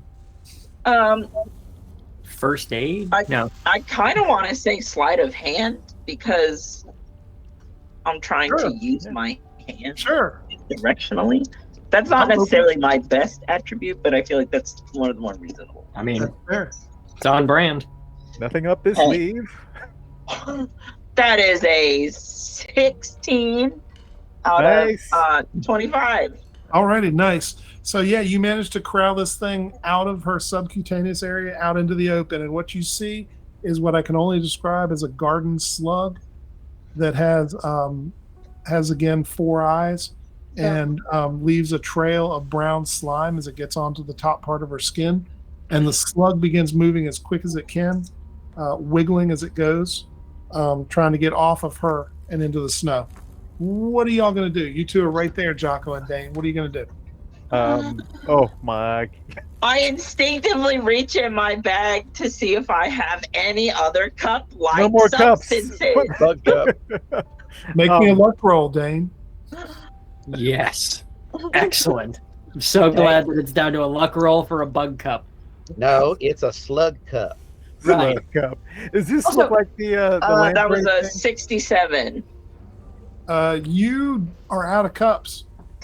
Dang it. You only packed 2. You've never been on an investigation where you needed more than 1, so you literally had twice as many as you've ever needed. Yeah, I then- had only grabbed the extra as a random thing from the airplane. Mm-hmm. I just another quote for our Yes. inspirational message board. Does this look More like the bug cups. slug we found in the poop? A little bit, yeah. All right. Maybe That a one had different, like a lamprey mouth. maybe at a different developmental stage. All right. We don't have a fire going, I don't think. You do not, I don't think. All right. Nope. So as soon as it's off of her, I'm gonna just since I have a knife in my hand, I'm just gonna try to stake it. Fair enough. Make the attack. Come on. 72, which is a miss. You Yeah. miss it. It Miss is. by 12. You miss it. Scraps, you want to do anything? You can see Jocko trying to hit this thing. Tom, you also see what's going on. I'm not that quick on my foot, so I'm gonna throw my knife and see if I Okay. Throw it. can. Is that still a brawl, or what would I use? It's a knife skill, actually. Oh, let's see, because you're throwing it. Let's call it half dex. I love All that. right. This is- Now because I'm trying to bond with Biff, when I do that, I yell space herpes as I try to Beautiful. get the knife. I rolled an 2. Nice. Nice. Roll me your damage. It's D4 plus your damage bonus if you got one. I don't know what I dropped my D4. All right, let me just use this. Oh, okay, that would be 5. Nice. You pin it to the ground and it stops moving. And Marcia has stopped screaming, although she's breathing she's panting, breathing very shallowly. And Biff is rummaging through his backpack for a first aid kit to try to get her closed up. And so as you sit in the darkness of the moon and the moonlight, looking at this woman who's now cut open with a wound about yay big on her up near her chest, and her boyfriend trying to administer to her, everything goes quiet, and it's a good time to stop and take a break in this game. Perfect. Sweet. Perfect. Woo! Perfect timing, Dane. Oh. Perfect timing. Oh, I did it again. Oh, Alrighty, so Jose, you've got the Twitch Prime announcement for Midpoint. I do. Remember, if you have Amazon Prime, you also get a free Prime Gaming subscription. Prime Gaming subscribers support everyone on the show and give access to sub-only emotes and a special subscriber-only channel on the Games Tavern Discord. Don't forget to vote in the chat to have an impact on the final part of tonight's investigation. 2 more votes coming, and you can go do it now. We're going to take 10 minutes, and we will be back. Oh.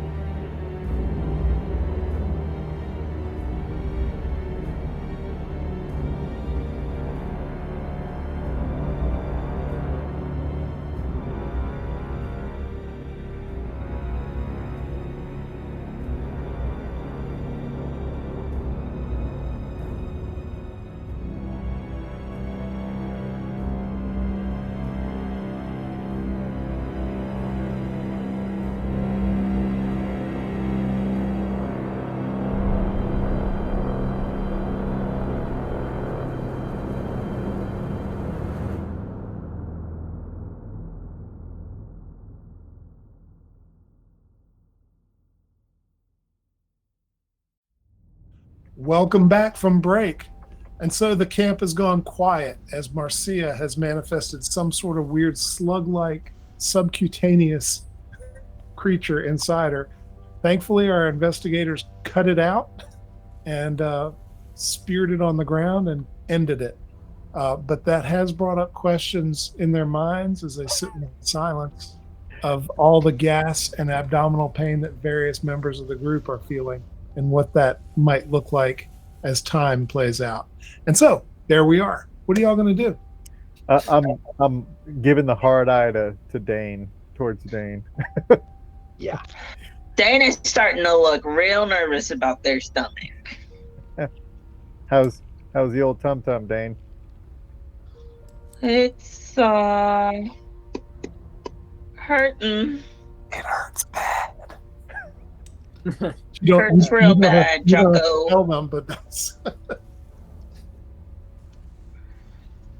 Well, Dan would like to look inside of their shirt and okay. just see if anything's going on in there. No, you don't see anything. But you also didn't on Marcia until she screamed all to high heaven. Yeah. Hey, Dane, have you tried pressing around down there to see if you feel anything that wasn't there, like maybe yesterday? This is an excellent point, Scraps. Dane just starts frantically but methodically pressing aggressively into parts of their body. Oh, you do find something strange on your back, down near your lower back. It's a tick. Oh, Jocko! It's Jocko, I need you weird. to help me with something. It's weird that it would be in this environment. Maybe Dane brought it with him from wherever he's from. A tick in the middle of the winter, huh? That's weird. Well, hell, the bears have been running around. They should be hibernating. That's true. That's true. I mean, I think this is the least weird thing we've come across in the past couple of days. So let's see if we can get that off of you there. Yeah, so I'm gonna lift up my jacket or whatever, and Jocko help me take it off. Does it look like a normal tick? It looks like a normal tick. See if there's some tweezers in that Looks like. first aid kit. There are tweezers in the first aid kit. All right.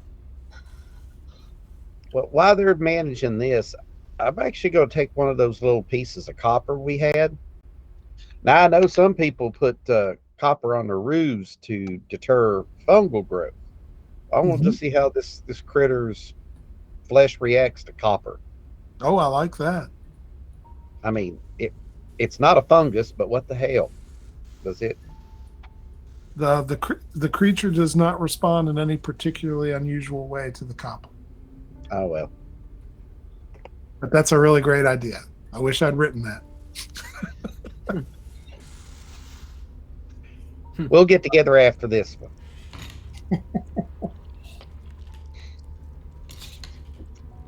So, Dane, what are you doing? Are you just I'm just waiting for Jocko to take this thing off of me. Oh, yeah. I'm gonna pull it Jocko, off. Yeah. Okay, you pull it off, and the two little tick teeth, the fangs, get caught in his skin as you pull it off. But you do get the body off. That's not enough. Don't like it. Well, we can put a little alcohol on there. That should fix you right up. Yeah, so for right now, that's what we'll do. All right. How is Maria doing? Or Marcia? Marcia is passed out. But she is breathing. Appears to be. Yeah, I don't think she's going to be up to moving for a bit here. Maybe we ought to risk a fire and set up a short camp. Yeah. Can we also check and see if there's any butterfly bandages or liquid Band-Aid or anything? Yeah, absolutely there are. Good call. We've got 3 first aid kits, I think.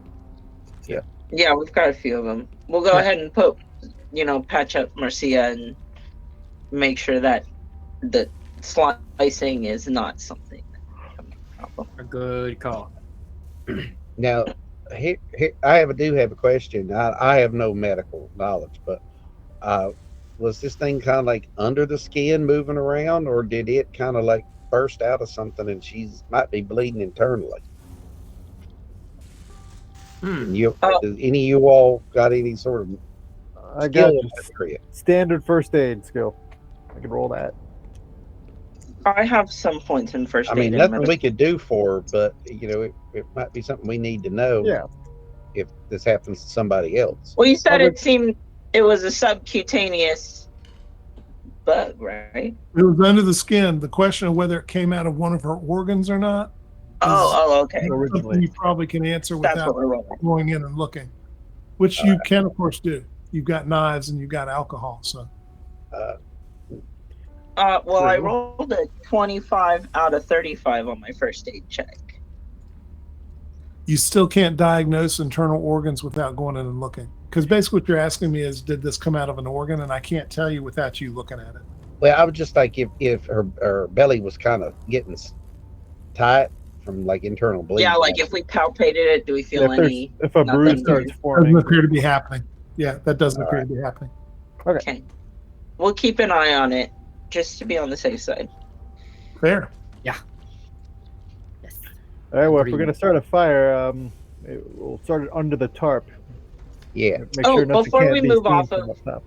Marcia, I actually also want to check around her, like back, lower back, that kind of area too, Oh. not just like the front of her stomach, to make Good sure it call. didn't pop out from anything back there. Yeah, it doesn't Another appear check. to. Yeah. Okay. Just being double safe. No ticks. I was gonna say, No yeah. surprise ticks. After everything today, there's no such thing as too safe. That's right. Yeah, that's good. Good thinking. So what y'all gonna do? All right. Well, if we're gonna camp out here tonight, maybe we'll start a fire, keep it under the tarp so it can't be seen from up top. Smart move. Yeah. Yep.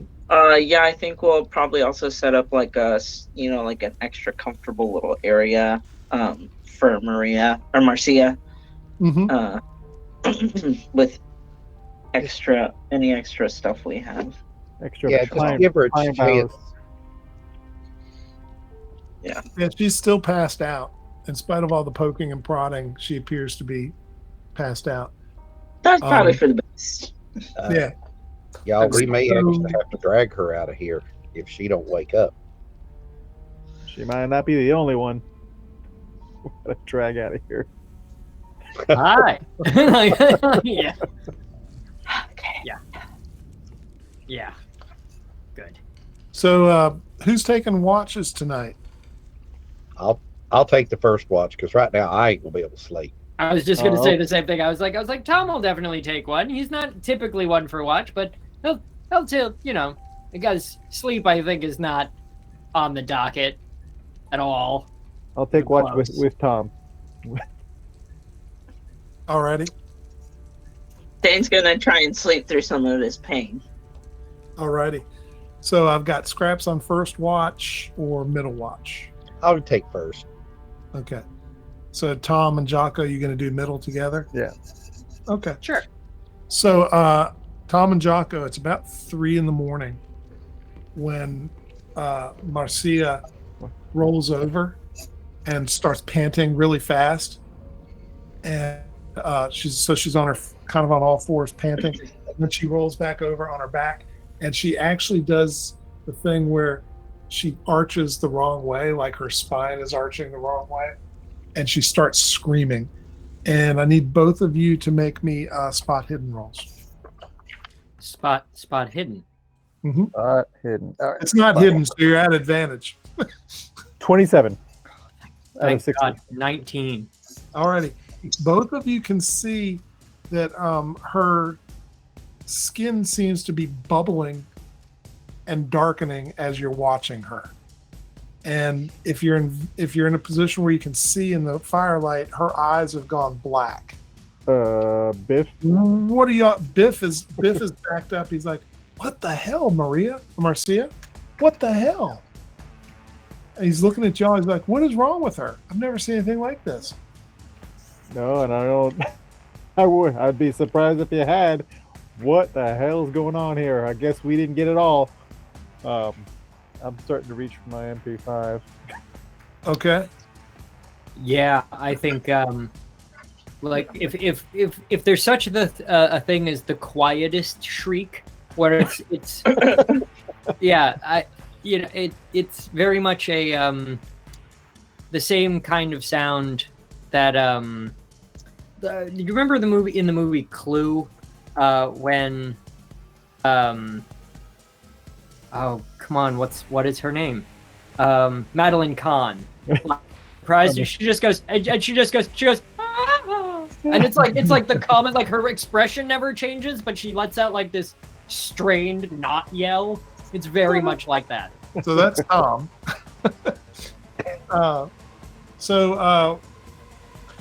She continues to shake and like undulate and arch herself, and you can see her skin is definitely turning a darker hue, and appears, based on what you're watching, that chitinous, it's taking on a chitinous aspect to it.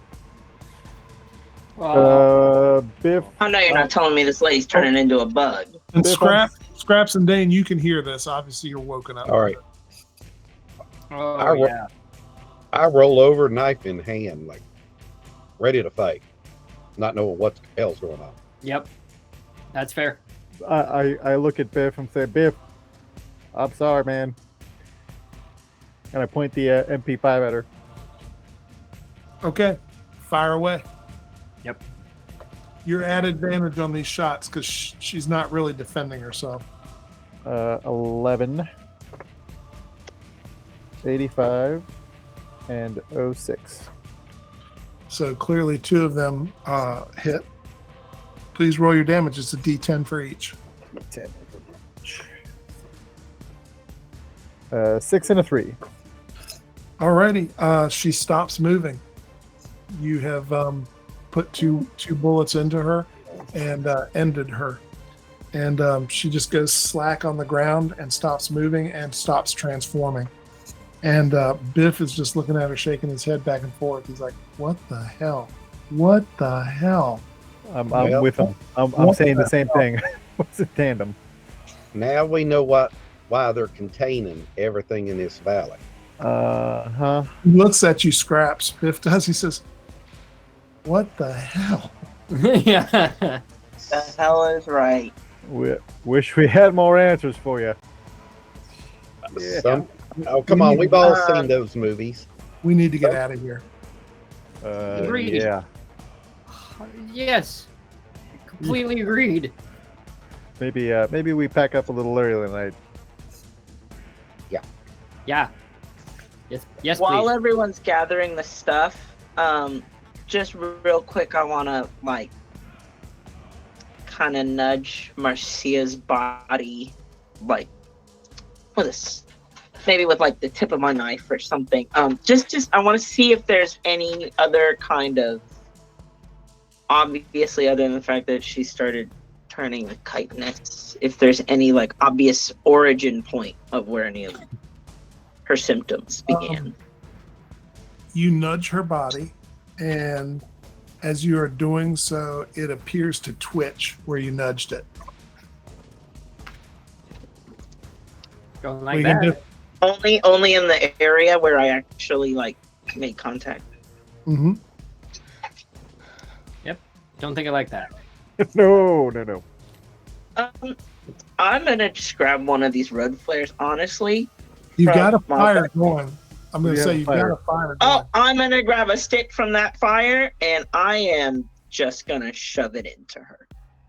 All right. Oh, I was just gonna say roll her onto the fire, but yeah, that also works. We're not touching that body again. We're bringing the fire to it.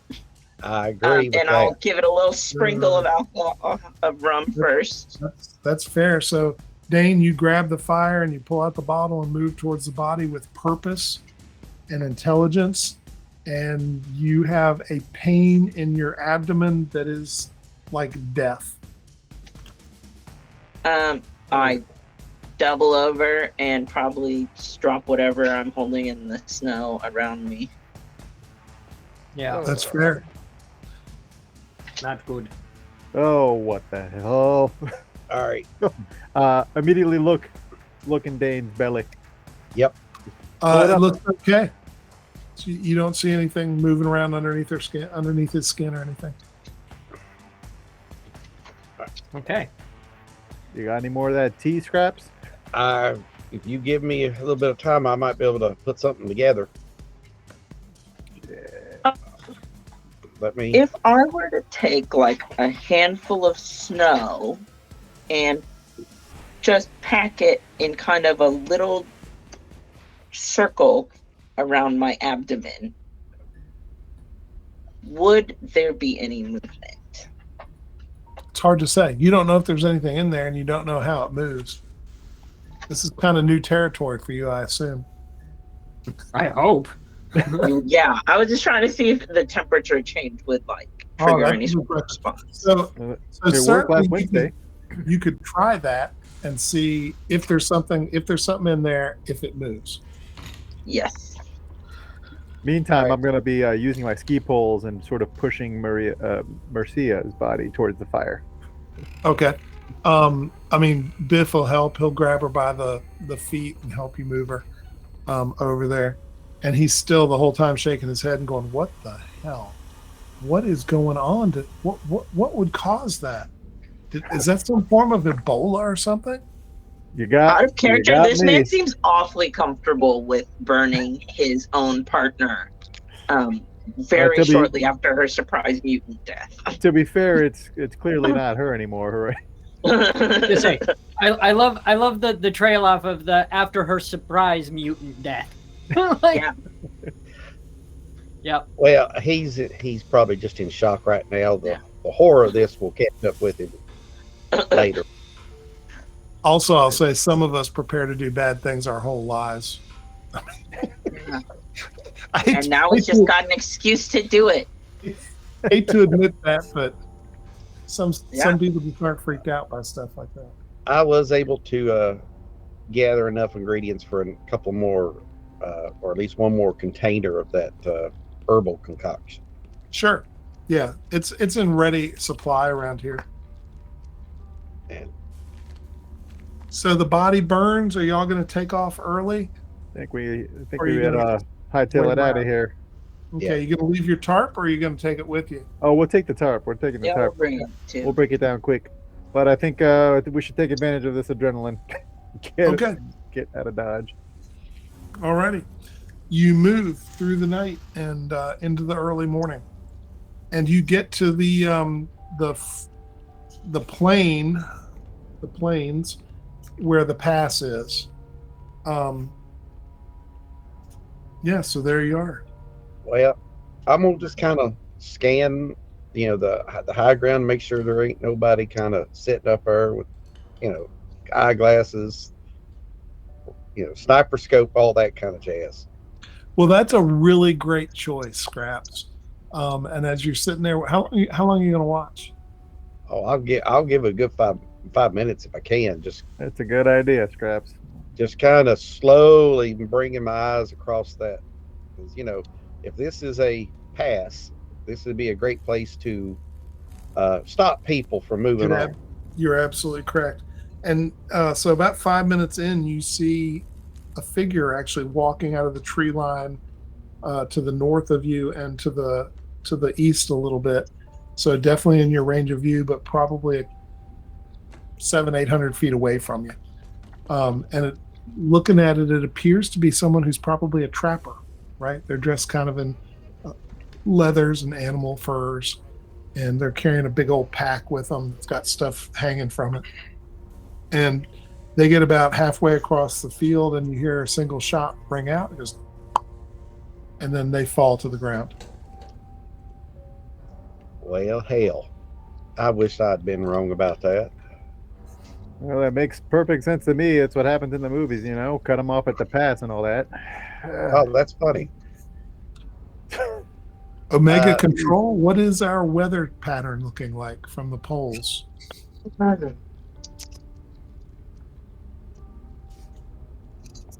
calm and sunny.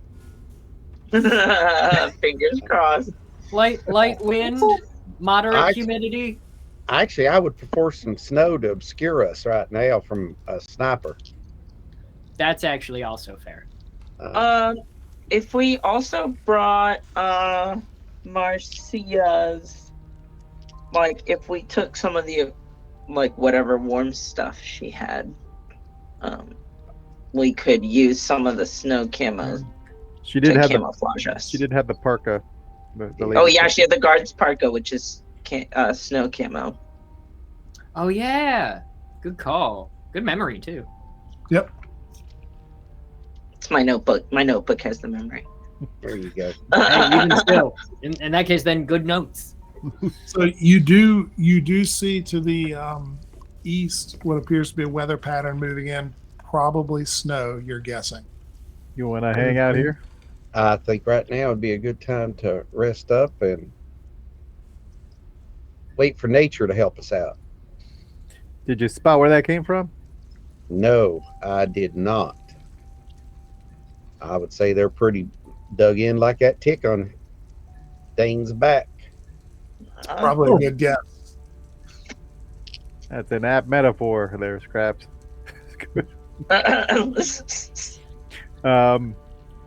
Do we have a way around? Do we have a way to sort of skirt the wood line after it starts snowing? You Sort of can scout skirt out the a- tree line, but ultimately you're going to have to break in. There's about 600 feet of clearing that you're going to have to go into in order to get to the pass. We're sort of getting a lay of the land so we can do it blind if we need to.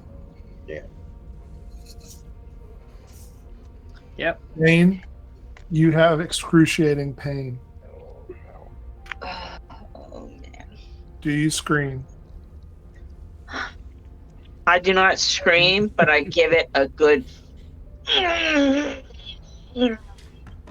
Dane drops to the ground, writhing, curled up in a fetal position. Everybody make me a spot hidden, including Dane. Oh, 15. 39 out of 50. 18. Alrighty. So Tom Jones is the only one who doesn't seem to see it, probably because he's avoiding looking at people's arms.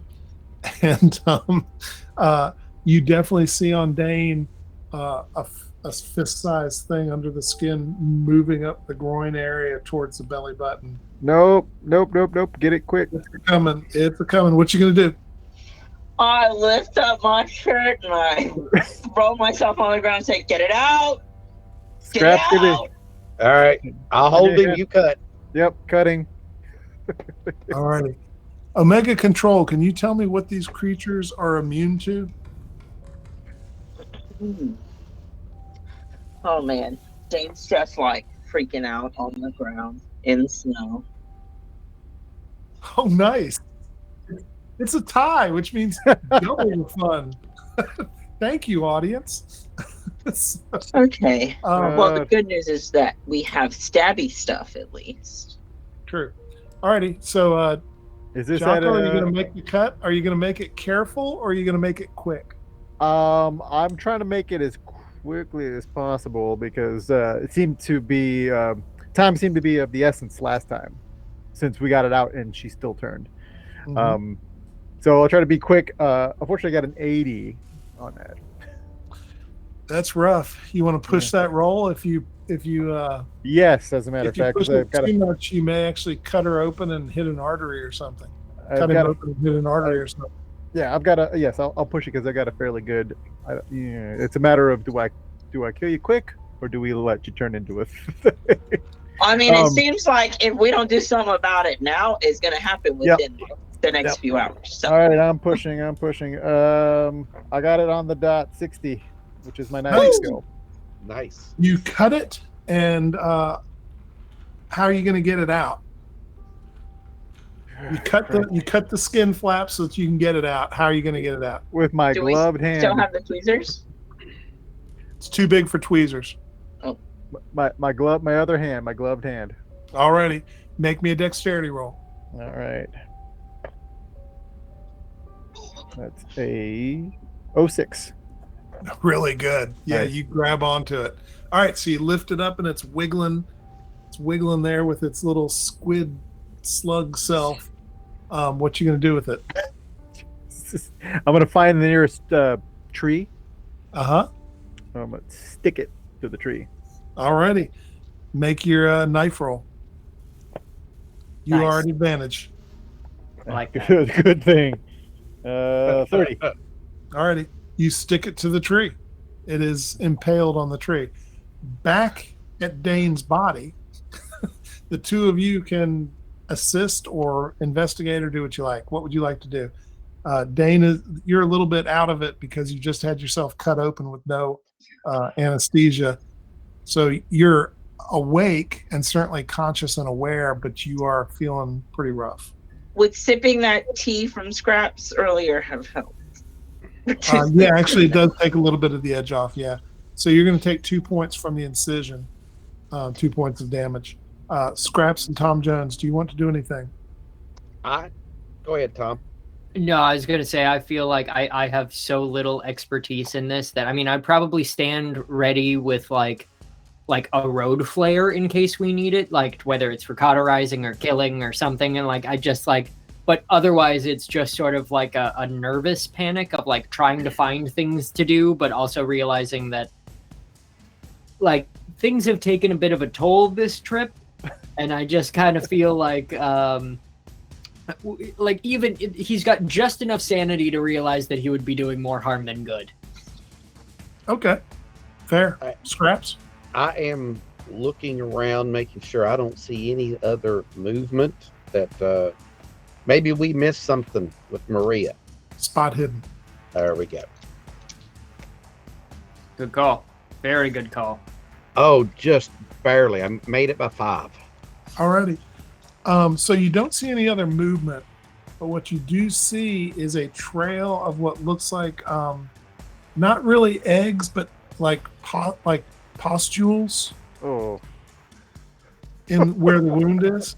Yeah. And so you're thinking there's some sort of I'm gonna call it an infection, but you're not sure it's an infection. It could be something else that this thing has left behind. All right. The hell with it. I'm just going to take my the flat part of my knife and kind of get under it and just start trying to like scoop it out. Okay, Dane, this hurts like hell.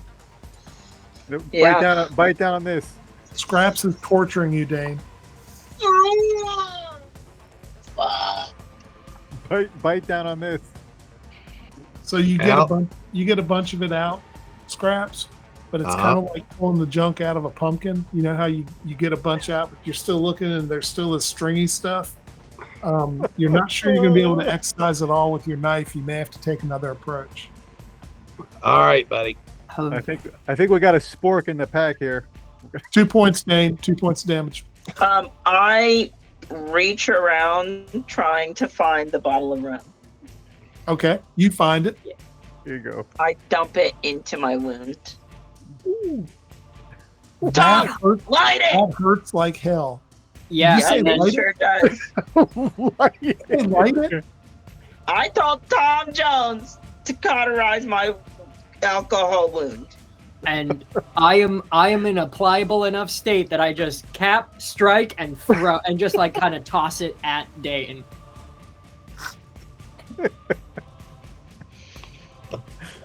Yep. Like it's not a controlled throw, but it's more of Where a did- panic, like a Where did you pour the rum? Right in the wound. I literally was kind of trying to hold it open and pour it in and around. So you poured it kind of in and around your little kangaroo pouch. Yeah. Okay. As quickly as I can, I'm getting the rope off the side of my pack and just sticking a chunk of it in his mouth. Bite on that. Alrighty, Dane, make me please roll a d6. I'm gonna let you roll the damage. Okay. Can we get the audience to see what Dane's immune to? A What'd you roll, 5. Dane? Alrighty, you take 5 points of damage. Good roll. Good roll. Oh. And so I've got to say, for those of you watching, this is the most ridiculously horrific thing you've ever seen. Because Dane has basically filled themselves up with fire and set it on fire. And they're just sitting there looking at the fire go up.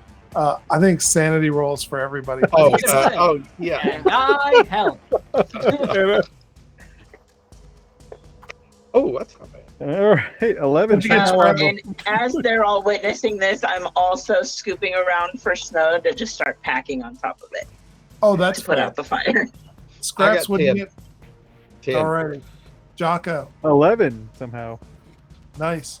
Tom got it 100, didn't you? Tom Jones, what'd you get? 94. I had to take. I was just like, I can't. Sanity rolls have not been below a 90 tonight. Yeah, Dane, As what'd they you get? shouldn't be for you, Tom. Dane, what was your sanity roll? Oh, Oh, come on. It That's a lot was- of failure. 43. Alrighty. And Oh, that man. is... That's bad. Self-inflicted insanity. Yep. We're doing great, guys. We're doing great. Alrighty, so Failure. Tom, you're already kind of out there, and this isn't helping. Dane, you have gone kind of over the edge, setting fire to yourself, and I will let you think about how that manifests in terms of short-term insanity. I will say you take some solace that you probably have excised whatever was left behind. Which is great. The open fire you set in your own abdomen definitely Saved my life. did some good. Hey, little crazy, little hurt, but not a roach. So Wow. Blink went missing, and Dane kind of lost their grip on rational thought, Oh, and that's that fair. they started with low sanity. That's fair. From the jump. You are the second character in my life that I've had set themselves on fire in this module. Yeah. In this mod? Yeah. Yes. I am also now Yeah, the yeah. second character in a campaign I've been in that has set themselves on fire. Nice. Just as good. what's Biff doing? Biff is rummaging around in the backpack looking for the first aid kits. Okay. And he's actually pulling out some what appears to be a sewing kit Oh, great. because he knows that y'all used up a ton of the band-aids and stuff on the last round. And he kind of quietly steps away from Dane and kind of gestures Jocko over and says, I can sew her up, but I don't think I can sew him up, but I don't think I can do it if he's conscious. Can you knock him unconscious? Can I just voluntarily pass out? Yeah. You can make me a yeah. Can Yeah, I I'll try let to you do fail a that. constitution roll? You have been through so much that it would be reasonable for you to pass out if you wish to. Yeah. I'm gonna save you that effort, Jock. We're just gonna. We're just gonna pass. Dane's out. They realized that the bugs are out of them, and they were like, "Oh, thank God!" And that's the first peace they've had in days. Yeah, I just love the idea of like, Dane, I'm sorry, I'm gonna have to knock you out. Oh, don't worry, let me handle it. Yeah. I'm exactly like that in real life too. Oh, don't go to any trouble. I've got it. Don't you worry about me. I'll be knocking myself out. And while Biff's sewing them up, I'm gonna be like, well, if it makes you feel any better, Marcia's sacrifice wasn't in vain. we knew what to look for now. Yep. I appreciate the thought. It really doesn't make me feel any better. I didn't think it would. I figured I'd Should give it be. a shot. Yeah, she was a nice girl. I've dated her for a long time. Sorry to hear it. Bad. I mean, He is kind of in shock, you think, Jocko? yeah. He responds in a weird way, like becoming almost hyper efficient, but clearly only in the moment. Like he's not thinking ahead now. Hey, which- I've seen MASH. I know. Fair. so he pulls out the sewing kit and some dental floss and begins working on sewing Dane up. Hey. It's waxed. And before he does, he actually takes a peek and gets somebody to come down with a phone or flashlight and shine it in the cavity to see if y'all see what you were. He says, "Hey, Scraps, you see any of that stuff you were scraping before? Does it look clean?"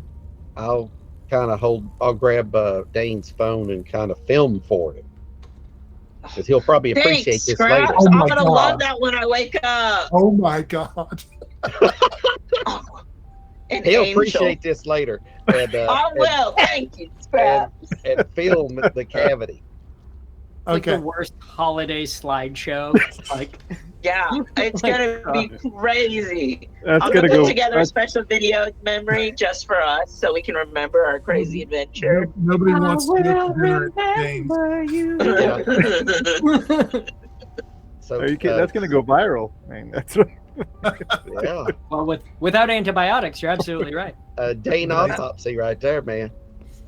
All right. Do I see anything in the? You look in there and you do not see any more of the fibrous stuff. So you think, as crazy as it was, Dane has in fact burned away all of what would have been a problem. I'm picturing the camera from the inside of the hole and Scraps looking in. Yeah. Nope. Oh, Like absolutely. Tarantino I'm movie. looking at the screen, man. What are you talking about? I'm using that Zoom function. Tarantino, Snowcrash, you would absolutely see Scraps looking in from the With inside. a red rimmed, just Yeah, we'll The, shoot some B-roll just to add that into our special homage video of this. There you go. So this is the slug's eye view of what I'm seeing. Okay. Once you tell Biff that it's clean, he goes ahead and starts sewing it up, and he does a good job. He was an Eagle Scout, so he I knew it. took care of that I knew stuff. it. Yeah. Now, do you think Dane's going to be able to walk, or are we going to have to drag him out of here? He looks down and says, "I honestly don't know. I've never seen an injury like this, and I'm no doctor. I just, I mean, he's going to be as sore as hell. he is."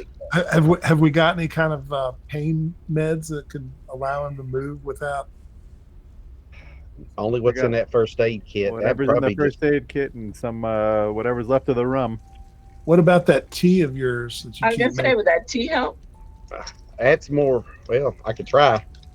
The only thing is, you got to be careful. Some of that stuff can make you. Too much of it will make you kind of not clot well. I don't want to. Oh wait, I may have it. He goes, "I may have what we need." He rummages around his backpack and pulls out some of Marcia's one of Marcia's prescriptions. He says, "This is a muscle relaxer. It will absolutely Okay. take the edge off." Well, See you coming in clutch again. we may They're need. addictive. They're addictive, but I think honestly that's the last of our issues right now. We may want to Yeah, make. Dane's not really got an addictive personality. They are reluctant to take aspirin even. I was gonna say, Yeah. I do feel like Tom would go addictive. You say? Like, are they the small octagonal blue ones, or are they like the longer, like pink and white one? Never mind, it's fine. Yeah, so what y'all gonna do? I mean, Dane's gonna sleep for a while unless you wake him up. I'm gonna continue being unconscious. I think we were gonna wait here for a while anyway. The snow has picked up. Visibility is rough at this point. I look over at Jocko and says, "Well, we could try to take that tarp and maybe a couple of tree limbs here, and maybe like a travois, and just if he can't walk, we'll have to drag him out." I just happen to have 2 ski poles right here. Well, there you go. That might help us. I like it. Yeah. I mean, between the rope you've got and the tarp and the ski poles, Scraps, why don't you make me a survival roll and All see right. what you can come up with, or mechanical repair, whatever you think's appropriate. I made it by 6 points. So Okay. Yeah, y'all can come up with a nice way of transporting. What was that thing? it's called a travois. Travois. That's what I'm looking for. Thank you. It's been forever since I've had to use that word. Yeah. Yeah, but yes, you make one of those, and you'll be Word. able to transport Dane. You've got a couple people who are big enough to I mean, Jocko and Biff can certainly pull Dane. I don't know about Bill, but I learned that word in gaming. All right. There you go. It's amazing what you learn in gaming. Yes. Yep. Alrighty, so what y'all gonna do? You've got Biff I'm assuming you got Dane in a good spot to transport. Weather has gotten rough in terms of visibility. So what y'all gonna do? We should probably head out slowly. Yep. About what time of day are we looking at now? Or, I think we're probably looking at about 1 or 2 in the afternoon. all right. All right, well. I think let's go. Yeah, I try to make a sort of mental plan as to where we'd go as soon as it came in. So we're gonna try to go that way. Cool. So are you trying to hug the tree line that is kind of? Oh no, you don't know where the sniper is, do you? No. So you've got a big flat area. There's a tree line on the right, and then the pass itself is on the left, which is right at the base of the mountains. Is Dane conscious yet? Would Dane like to be conscious? Yeah, mostly because they have a suggestion that they would like to mumble from Well, the that's ground. Yeah, because Dane is going to come back to consciousness at some point. So yes, that's fine. What I was gonna suggest is maybe we can, before we start moving, set up some kind of like the ski pole on like a piece of wood or something and drape one of the jackets over it and kind of push it out into the open and see if we can see what direction it falls to guess what direction we think the sniper is. Oh. So you're talking about 600 to 800 feet to get to the pass in the mountain. That's a really long distance. That's all I'm going to say. Okay. Beyond Yeah, that, the idea is great. I just think the distance may make it tough to execute. I think we got the snow cover as our main was the reason we were waiting. Yes, so Yeah. I think Like right now, you really can't see the mountain tops because of the precipitation coming down. I think my initial instinct was to hug the tree line until we can't, or until it doesn't make any more sense, and then head toward the pass. I Okay. agree. Good with that. All righty. And so you do. Jocko and Biff pulling the travois with Dane laying there. Dane, do you look at the wound? No, I'm just gonna trust that they took good care of me while I was out. Okay. Because looking at it might make me just feel a little too real about the fact that I self-immolated. That's fair. You'll find the pain is not nearly as bad as you might have expected it to be because they have drugged you while you were asleep. Oh, great. Thank All you, right. everyone. What I'm going to do is I'm going to make sure that the strap on my prosthetic leg is good and tight. So it, I don't want to step in the snowdrift and leave something behind. And I'll try to break the ground ahead. Okay. Tom, are you gonna slouch around behind, or are you gonna? Yeah, I feel like I'm gonna. I feel like the majority of what I'm doing is like going from watching people working to like trying to use my left hand to avert my gaze of people's right halves. It's just sort of like I think it's just like I just for whatever reason keep finding this entire group like unsettlingly disgusting. Well, they all have 50% too many arms. Which is 100% a problem. So like. Wait, but do we all have them covered though? I think everybody's wearing coats and gloves last time I checked. It's the only thing stopping me from full tilt panic, I would say, is it's more of a just sort of like I can like like when there's a spider in a room and you're like I just don't want to You're like, see I it. don't know where it is. I don't know Somehow where makes it is, worse. but I know that it's here, and I hate that I know. Like that's pretty much where he's at. You can visualize it underneath Our that arms are the glove. spiders in this scenario. Yeah, like I can feel it. I can feel arms looking at me. Like, is that weird? Like that's yeah. Nice. Alrighty, so using that approach, you make it across. The weather is giving you cover, and you make it to the pass, and you can actually move through the pass, and you will not have any issues from the sniper because there's just no visibility for them to go after you. Yeah, you don't get shot. And you get on the other side of the pass, which is where you've been trying to get to. So you're at this point very close to the substation you've been seeking. Cool. Go, go, go. Right. We need to take advantage of this snow as long as we can.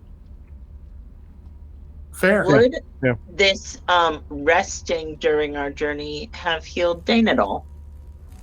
We'll say you get back a point from general rest and a little bit of wounds. Not the self-immolation, but the earlier wounds. I love that has to be the specificity. Like I just I have to point out that you burned yourself. I can't fix that right now. Not yet. so good.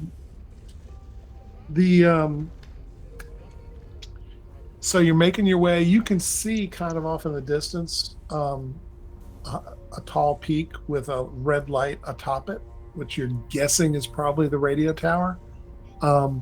And so I assume you'll make your way in that direction. You've got snow cover. So the walking is tough. The movement is tough here, but the cover is really good. So it's really a trade-off. I need Scraps and Tom to please make me constitution checks. And then Jocko and Biff will need to make them at disadvantage because you're pulling. Okay. I made bud. Okay. Tom? I'm going to use 3 luck points to make it a success. Alrighty. Missed by Jocko? 14. Missed it by 14. Okay, you want to make it a success with luck? Oh. Okay. Or do you want to push the roll? Hmm. I like that. I was going to say, Pushing the con roll on a yeah, you know what the hell. I got Okay. You're still at disadvantage, but you push the roll. Okay. All right. 42 and a 37. You make it? 42 and a 37. Yep. So one of Alrighty. those. I got a 60 con. So you gut it up and push through the pain and such. Biff looks like he is a little worn out. Did anybody else fail their roll? No? Okay. Yeah, Biff then is the only one who's become a little bit, I'm not going to use the word exhausted, that's overused, but he has definitely been tired out by this. And Jocko, you seem to have come through it a little better than him. And Dane, you don't have to make that roll because you're being carried along in luxury. I sure am. Alrighty. So you move about another 4 hours towards the mountain, and you get to a point where you can hear a vehicle up ahead. It's a big engine, probably a diesel based on the sound of it. Drop. Stop and drop. Okay. Scraps and Tom? Yep. Okay. Tom? yeah. All right. Dane? Taking. You're laying on your Dane back. looking up. pulls up their hood and tightens it real good on their parka and lays very still All in right. their camouflage outfit. So what you'll see, Biff goes down also. And what y'all will see is through the woods, probably about 50 or 75 yards away, what appears to be a large military, what are they, 1.5 Deuce, what do they call it? Yeah. Large military vehicle truck, which has the Search and Rescue Division 4 logos on the canopy of the truck. And as you kind of watch and listen and then make your way closer, you'll begin to see that you are on the outskirts of what appears to be a camp. There are many tents there, looks like about half a dozen, and there's several vehicles. There's Humvee, there's this truck. And as you're sitting there kind of watching and getting the lay of the land up on top of the mountain, which is now very close, you do see the radio tower, and you also can see a helicopter coming in and landing on top of the mountain. You can't really see where it's landing, but you're guessing there's either a flat spot or a heliport up there. Is that near the tower? The tower's on the same mountain as where it's Is, landing. the yes. helipad? Is it below or above? Perhaps it looks like it might be a little bit below, and certainly within 200 to 300 feet of the antenna itself. So what you basically have, and we'll have this map available for you next week, because this is kind of going to become a little bit of a tactical exercise, I think, is you have a mountain with a road that spirals around the mountain to get up towards the top. There's a camp at the bottom. There's several ways you could approach this mountain. You can climb up a couple different spots. You could try to creep up the road. You could steal a vehicle. You could steal a vehicle and try to drive away potentially. There's a lot of different opportunities for you here. So I'm going to kind of turn it over to you and say, what do you want to look at? What do you want to try to do? All you. What do you all want to do? All right, so guys, sure would be nice to, this whole time I'm sort of rubbing my arms, taking big gasping breaths from having pulled Dane for miles now, I guess. Sure would be nice to get behind the wheel of one of those trucks. And I look around. What you said? How many vehicles do they have? There are 2 Humvees and the big truck right now. Well, there, McCready, you wouldn't by chance be able to fly one of them helicopters, would you? And he's looking at Jocko. I haven't flown one yet. Oh, well, that was too much to hope for, I guess. How about you, Ben? Can we hear any chatter on the radios? Oh, yes. What a great question. Yes. You definitely hear a lot more chatter now that you're closer. But it's all the same thing. It's stuff like, cleared grid. There's we have bug sign and grid 31. Found another set of hikers, took down a trapper. Yeah, I mean, it clearly is there is a lot of talk about looking for a group who appeared to have escaped from the plane crash, and it seems to have made their way through the terrain. So they're not sure where y'all are, but they are looking for you. Let me ask you this: is that a half track? Like it's got no, it's just the 2 wheels in the back. Okay. All Or right. 2 axles in the back. And so this is a transport, not a combat vehicle. That is correct. It is a transport. Look like a troop transport or a cargo? It looks like, well, right now they're unloading cargo, but it looks like it could be used for either. Okay. And those Humvees, they happen to have 50 cals mounted on top? Make me a luck roll. All right. That's a 0-3. That's really good. Yes, they do have top mounted 50 caliber machine guns. All right. What I was thinking was maybe we can use one of these walkies to call for help from one of their own in Oaks Pass and then ambush that vehicle. A little Because distraction, I can't huh? do much while incapacitated physically, but Yeah. you Or know, maybe we might we- be able to do some fast talking or reverse psychology about it. Maybe we pull enough of them away from this camp so we can get a hold of one of those whatever's left. Yeah. I like it. Hey, I like it. hey, it's worth it. I mean, what? So, I mean, it's a plan where we otherwise don't have one. So I say, let's go for it. Another alternative is make a distraction nearby so they don't take both of the Humvees to investigate whatever. We do still have these 2 invest- road flares, the flare gun, and maybe some other things. How close are the personnel to the parked Humvees? Anywhere between 5 and 50 feet. Okay. Hmm. Sure could use a sniper gun right about now. Yeah. Right. Hmm. That is fair. Well, we could Well- try sneaking in after dark. Hmm. But True. the thing is, though, do we know which direction to drive? Well, this road spirals around the mountain, so there's only really one direction to go up. But True. they had to get in from somewhere. Oh, there's a road that goes away from the mountain out into the wilderness that you're guessing is probably right. like the equivalent of a I'm going to say National Park Service road. That's probably about what you're looking at. All right. So I'd advocate my best case scenario. We get a hold of one of the Humvees, and we disable the other vehicles and get our butts up there. No, or there's get the or get the hell out of the parking. Period. Yep. Also fair. Yeah, I like that plan. Excited to be part of that plan.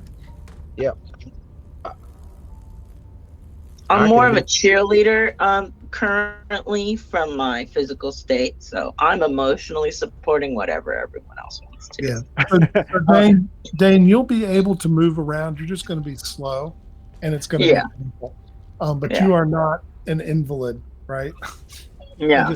They dragged you through the wilderness because it was the easiest way to move you quick. Yeah.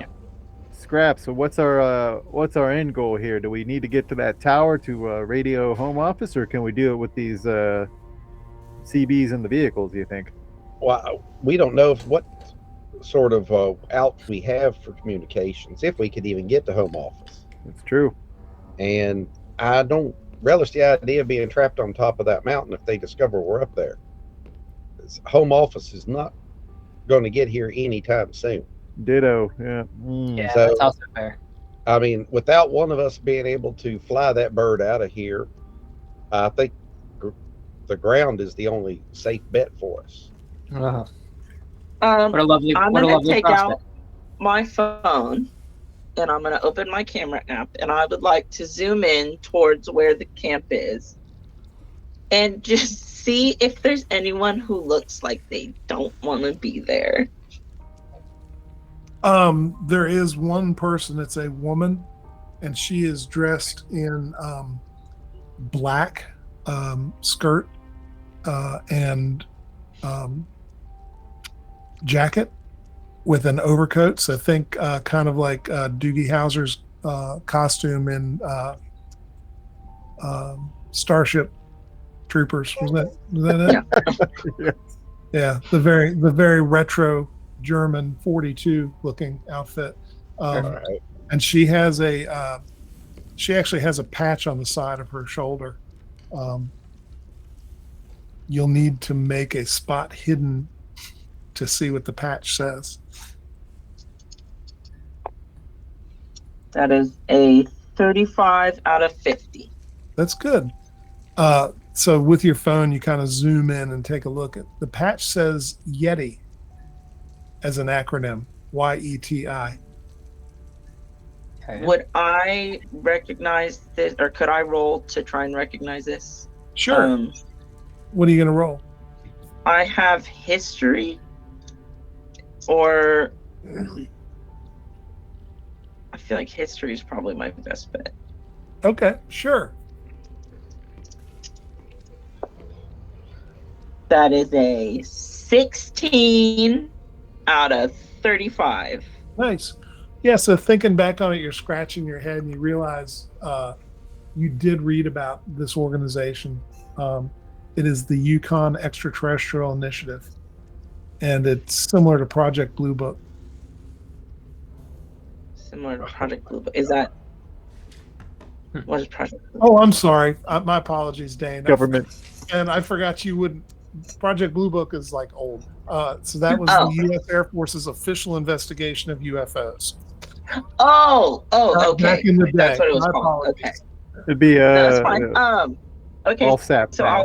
I'll convey that to My everyone. apologies. I didn't realize you wouldn't get that reference, but you have no reason to. It was way before you were alive. But they did make a HBO. Was it HBO TV show about it? Not too long ago. Yeah, there was that's, a TV show for Yeah, football. once There you was said an it. NBC TV show about it back in the day. Mm-hmm. Huh.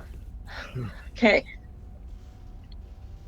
So Well, So what are we extraterrestrials? Like, color me surprised. Another thing. All right, yeah, yes, and that, I'm Cool.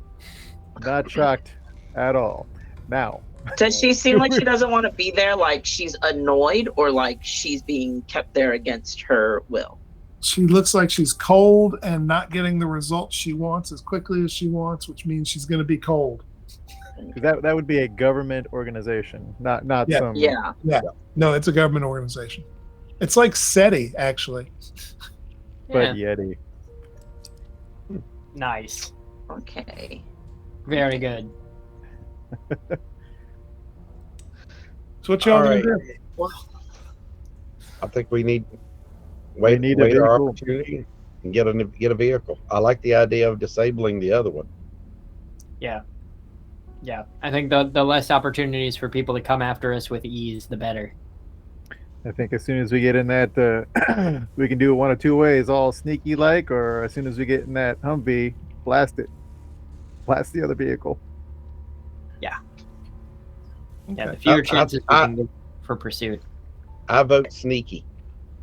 We start blasting. There's probably a lot of people here with blasters Yeah, as too. the one who can't move so fast, I also vote sneaky.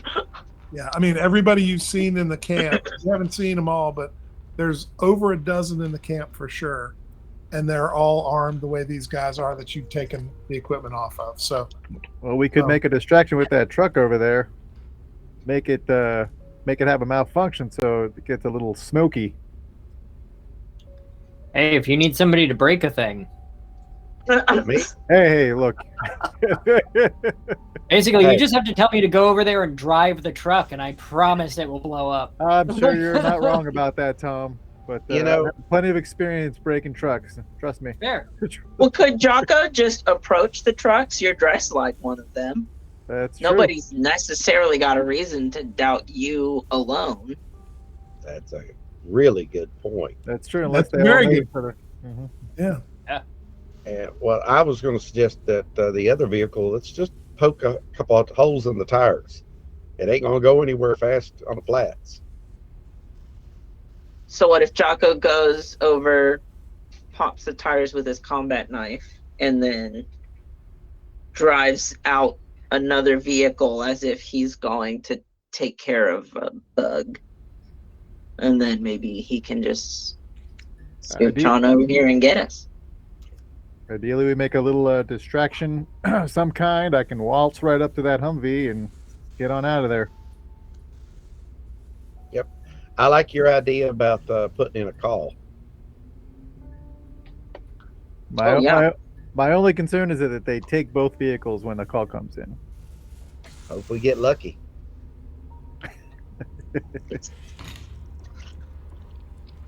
Okay. Dane, you hear over channel 3, a call comes out and it says, "This is position 3," and the voice on the other side of the call says, "Go ahead, toll booth." And they say, "We just had a ranger trying to access the park. We have liquidated him, and we will move the vehicle into the woods and toss it in the river." Crikey. I will share that with my party members. All right. Toll booth, eh? That's what the colloquial recognition for it was. Yes. It tells me that once we get in that Humvee, we're not out of the clear, because if we got to pass by this toll booth and they've been alerted to our to a stolen vehicle, they'll know it's us.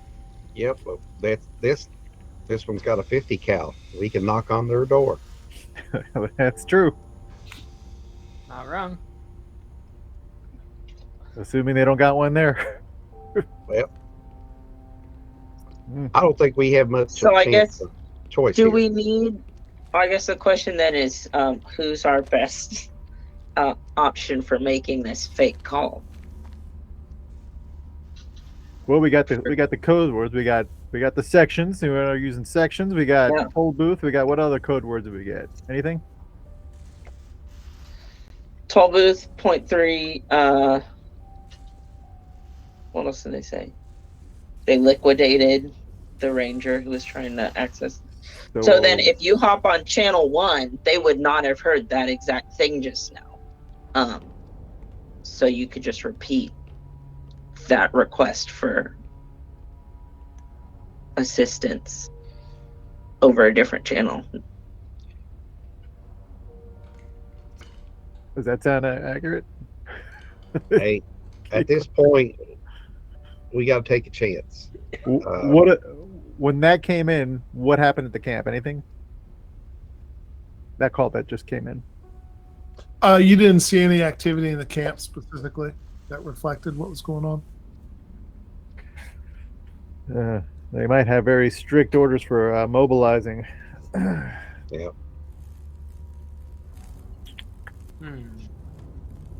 I vote for Jocko to just try and walk up and see Yep. if anybody doesn't recognize that he's not technically supposed to be there. Who's got the other radio? That's Jocko, right? Yes. Yeah, Jocko's got one on I channel have- one. Jocko, over channel 1, you hear, "This is Smith to HQ. Oh my God." And it kind of breaks up for a second, and he goes, "I'm pretty sure I found the hive mother. She's huge. She's ah." And he goes silent. The hot. Good. Does anyone start moving at the camp this time? Yes, the camp starts. Yes, you see people begin getting into the Humvees and into the transport, and they begin rolling up the mountain. Does it appear to be a majority of the camp? You saw 4 get into each Humvee and 8 get into the transport. So They're going up the there are mountain. still some people. There are still some people milling around in the camp, but there were many that went.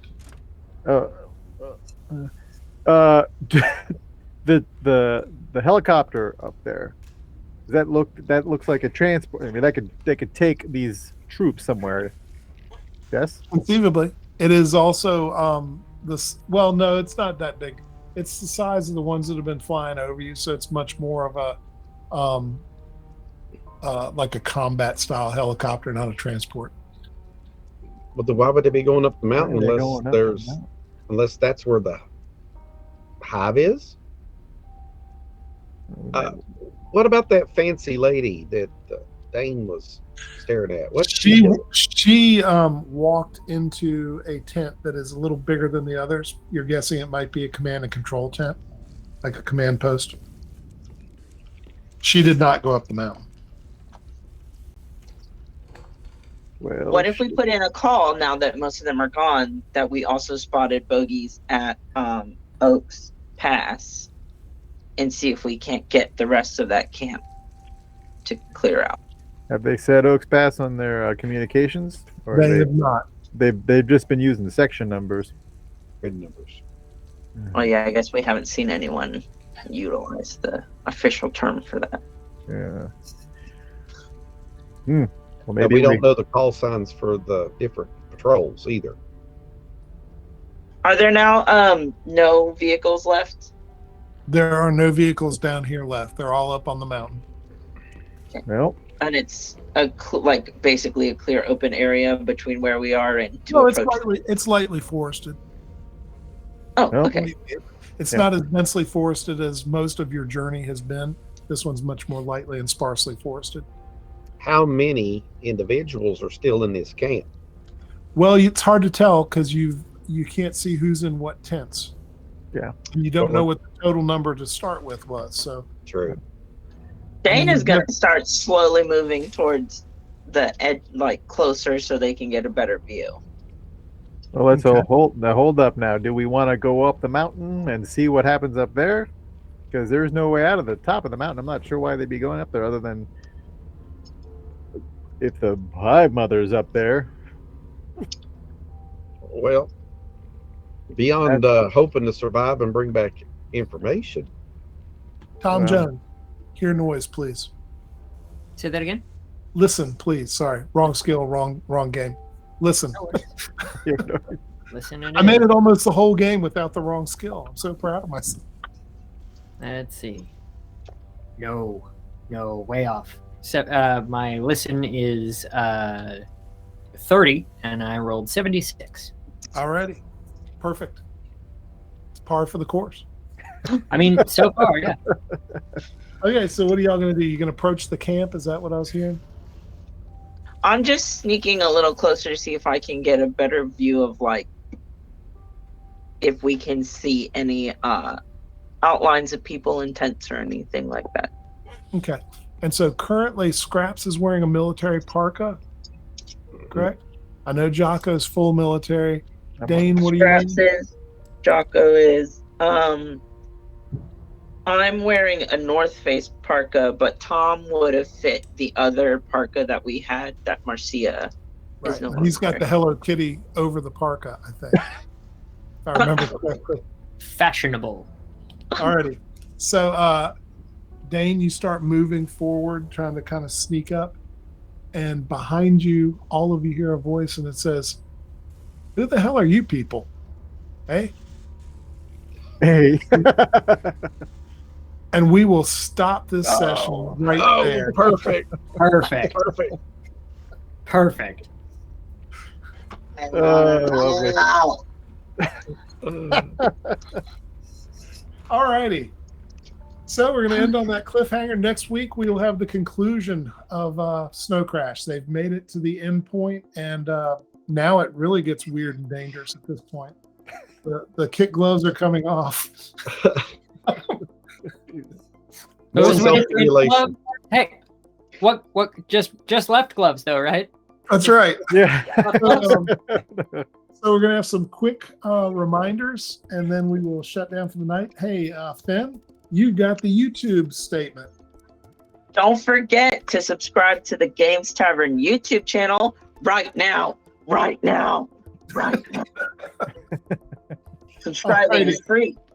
And you don't miss any of the action, and you get access to all of the shows and content. Your likes and positive comments on the videos also help future adventurers to find out about our shows. You can find the YouTube in our chat. Very nice.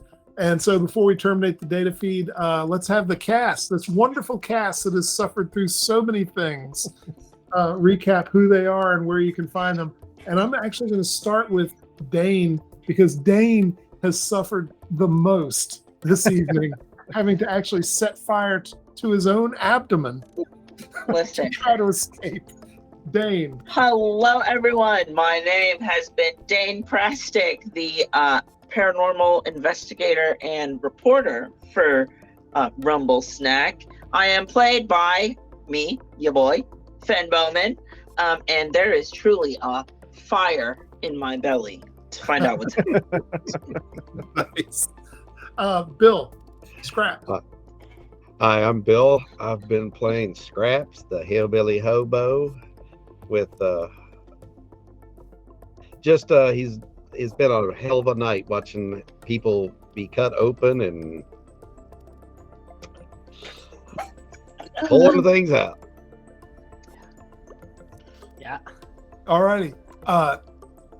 Sean. Hello, I'm Sean Krellin, otherwise known as Ego Von Hubris. You can find me as Ego Von Hubris on most social medias except Twitter. I don't have that. It's kind of on fire right now anyway, so it doesn't really matter. Speaking of things that are on fire, anyway, I digress. I've been playing the part of Tom Jones, hanging on to my sanity by a thread, and sometimes not even that. Yeah, this has been great. Thanks for joining. Alrighty. And lastly, Jose. And Jose, be sure and pimp your art because it's wonderful. I will. Hi, everybody. I'm Jose. I do art. You can find me on Twitter at JedgeOrtizArt. You can also find my art station through the same name. I've been playing Jocko Burnside, who is was at one point an innocent truck driver, but now he's an experiencer of unreasonable things. And he has a he looks forward to finding out what the hell happens next week. Fair enough. Ego, our goodbye announcement, and then I'll roll us out of here. Perfect. I did want to go and give a big shout out to Omega Control, our technical specialist, Jack Kelling. This isn't part of the usual script, but definitely go and check out his Etsy store. It is Jack's Minis, Jaks Minis. They're incredible. Definitely check that out. Also, don't forget to take a look at Dirty Deeds on Wednesday, Whiskey, Magic, and Destruction on Thursdays. And thank you for tuning in and helping us shape this event. We do this for you, and we love and encourage your continued feedback and participation. It always throws curveballs to us. It sets a whole new world of chaos afoot. And I mean, we do our best to create as much as we can, but the input from you gives us a whole new topography to work with. So keep it coming, because it is a premium game experience. Awesome. So I want to reiterate the Omega Control shout out. Jack is suffering with legit flu and still shows up to do technical for us. So very much appreciated that he doesn't let things like health and his well-being get in the way of harassing these characters. One last shout out though to our keeper, David. Thank you for running this. This has been an excellent time. Well, I appreciate the shout out, and I'm happy to have y'all. Y'all have done a great job. So next week, we will continue and conclude Snowcrash and see if these 4 investigators can survive the worst yet that the Yukon can dish out. I just checked. So far, the aggregate sanity loss for the group is 34 points, which is pretty hefty amongst 4 people.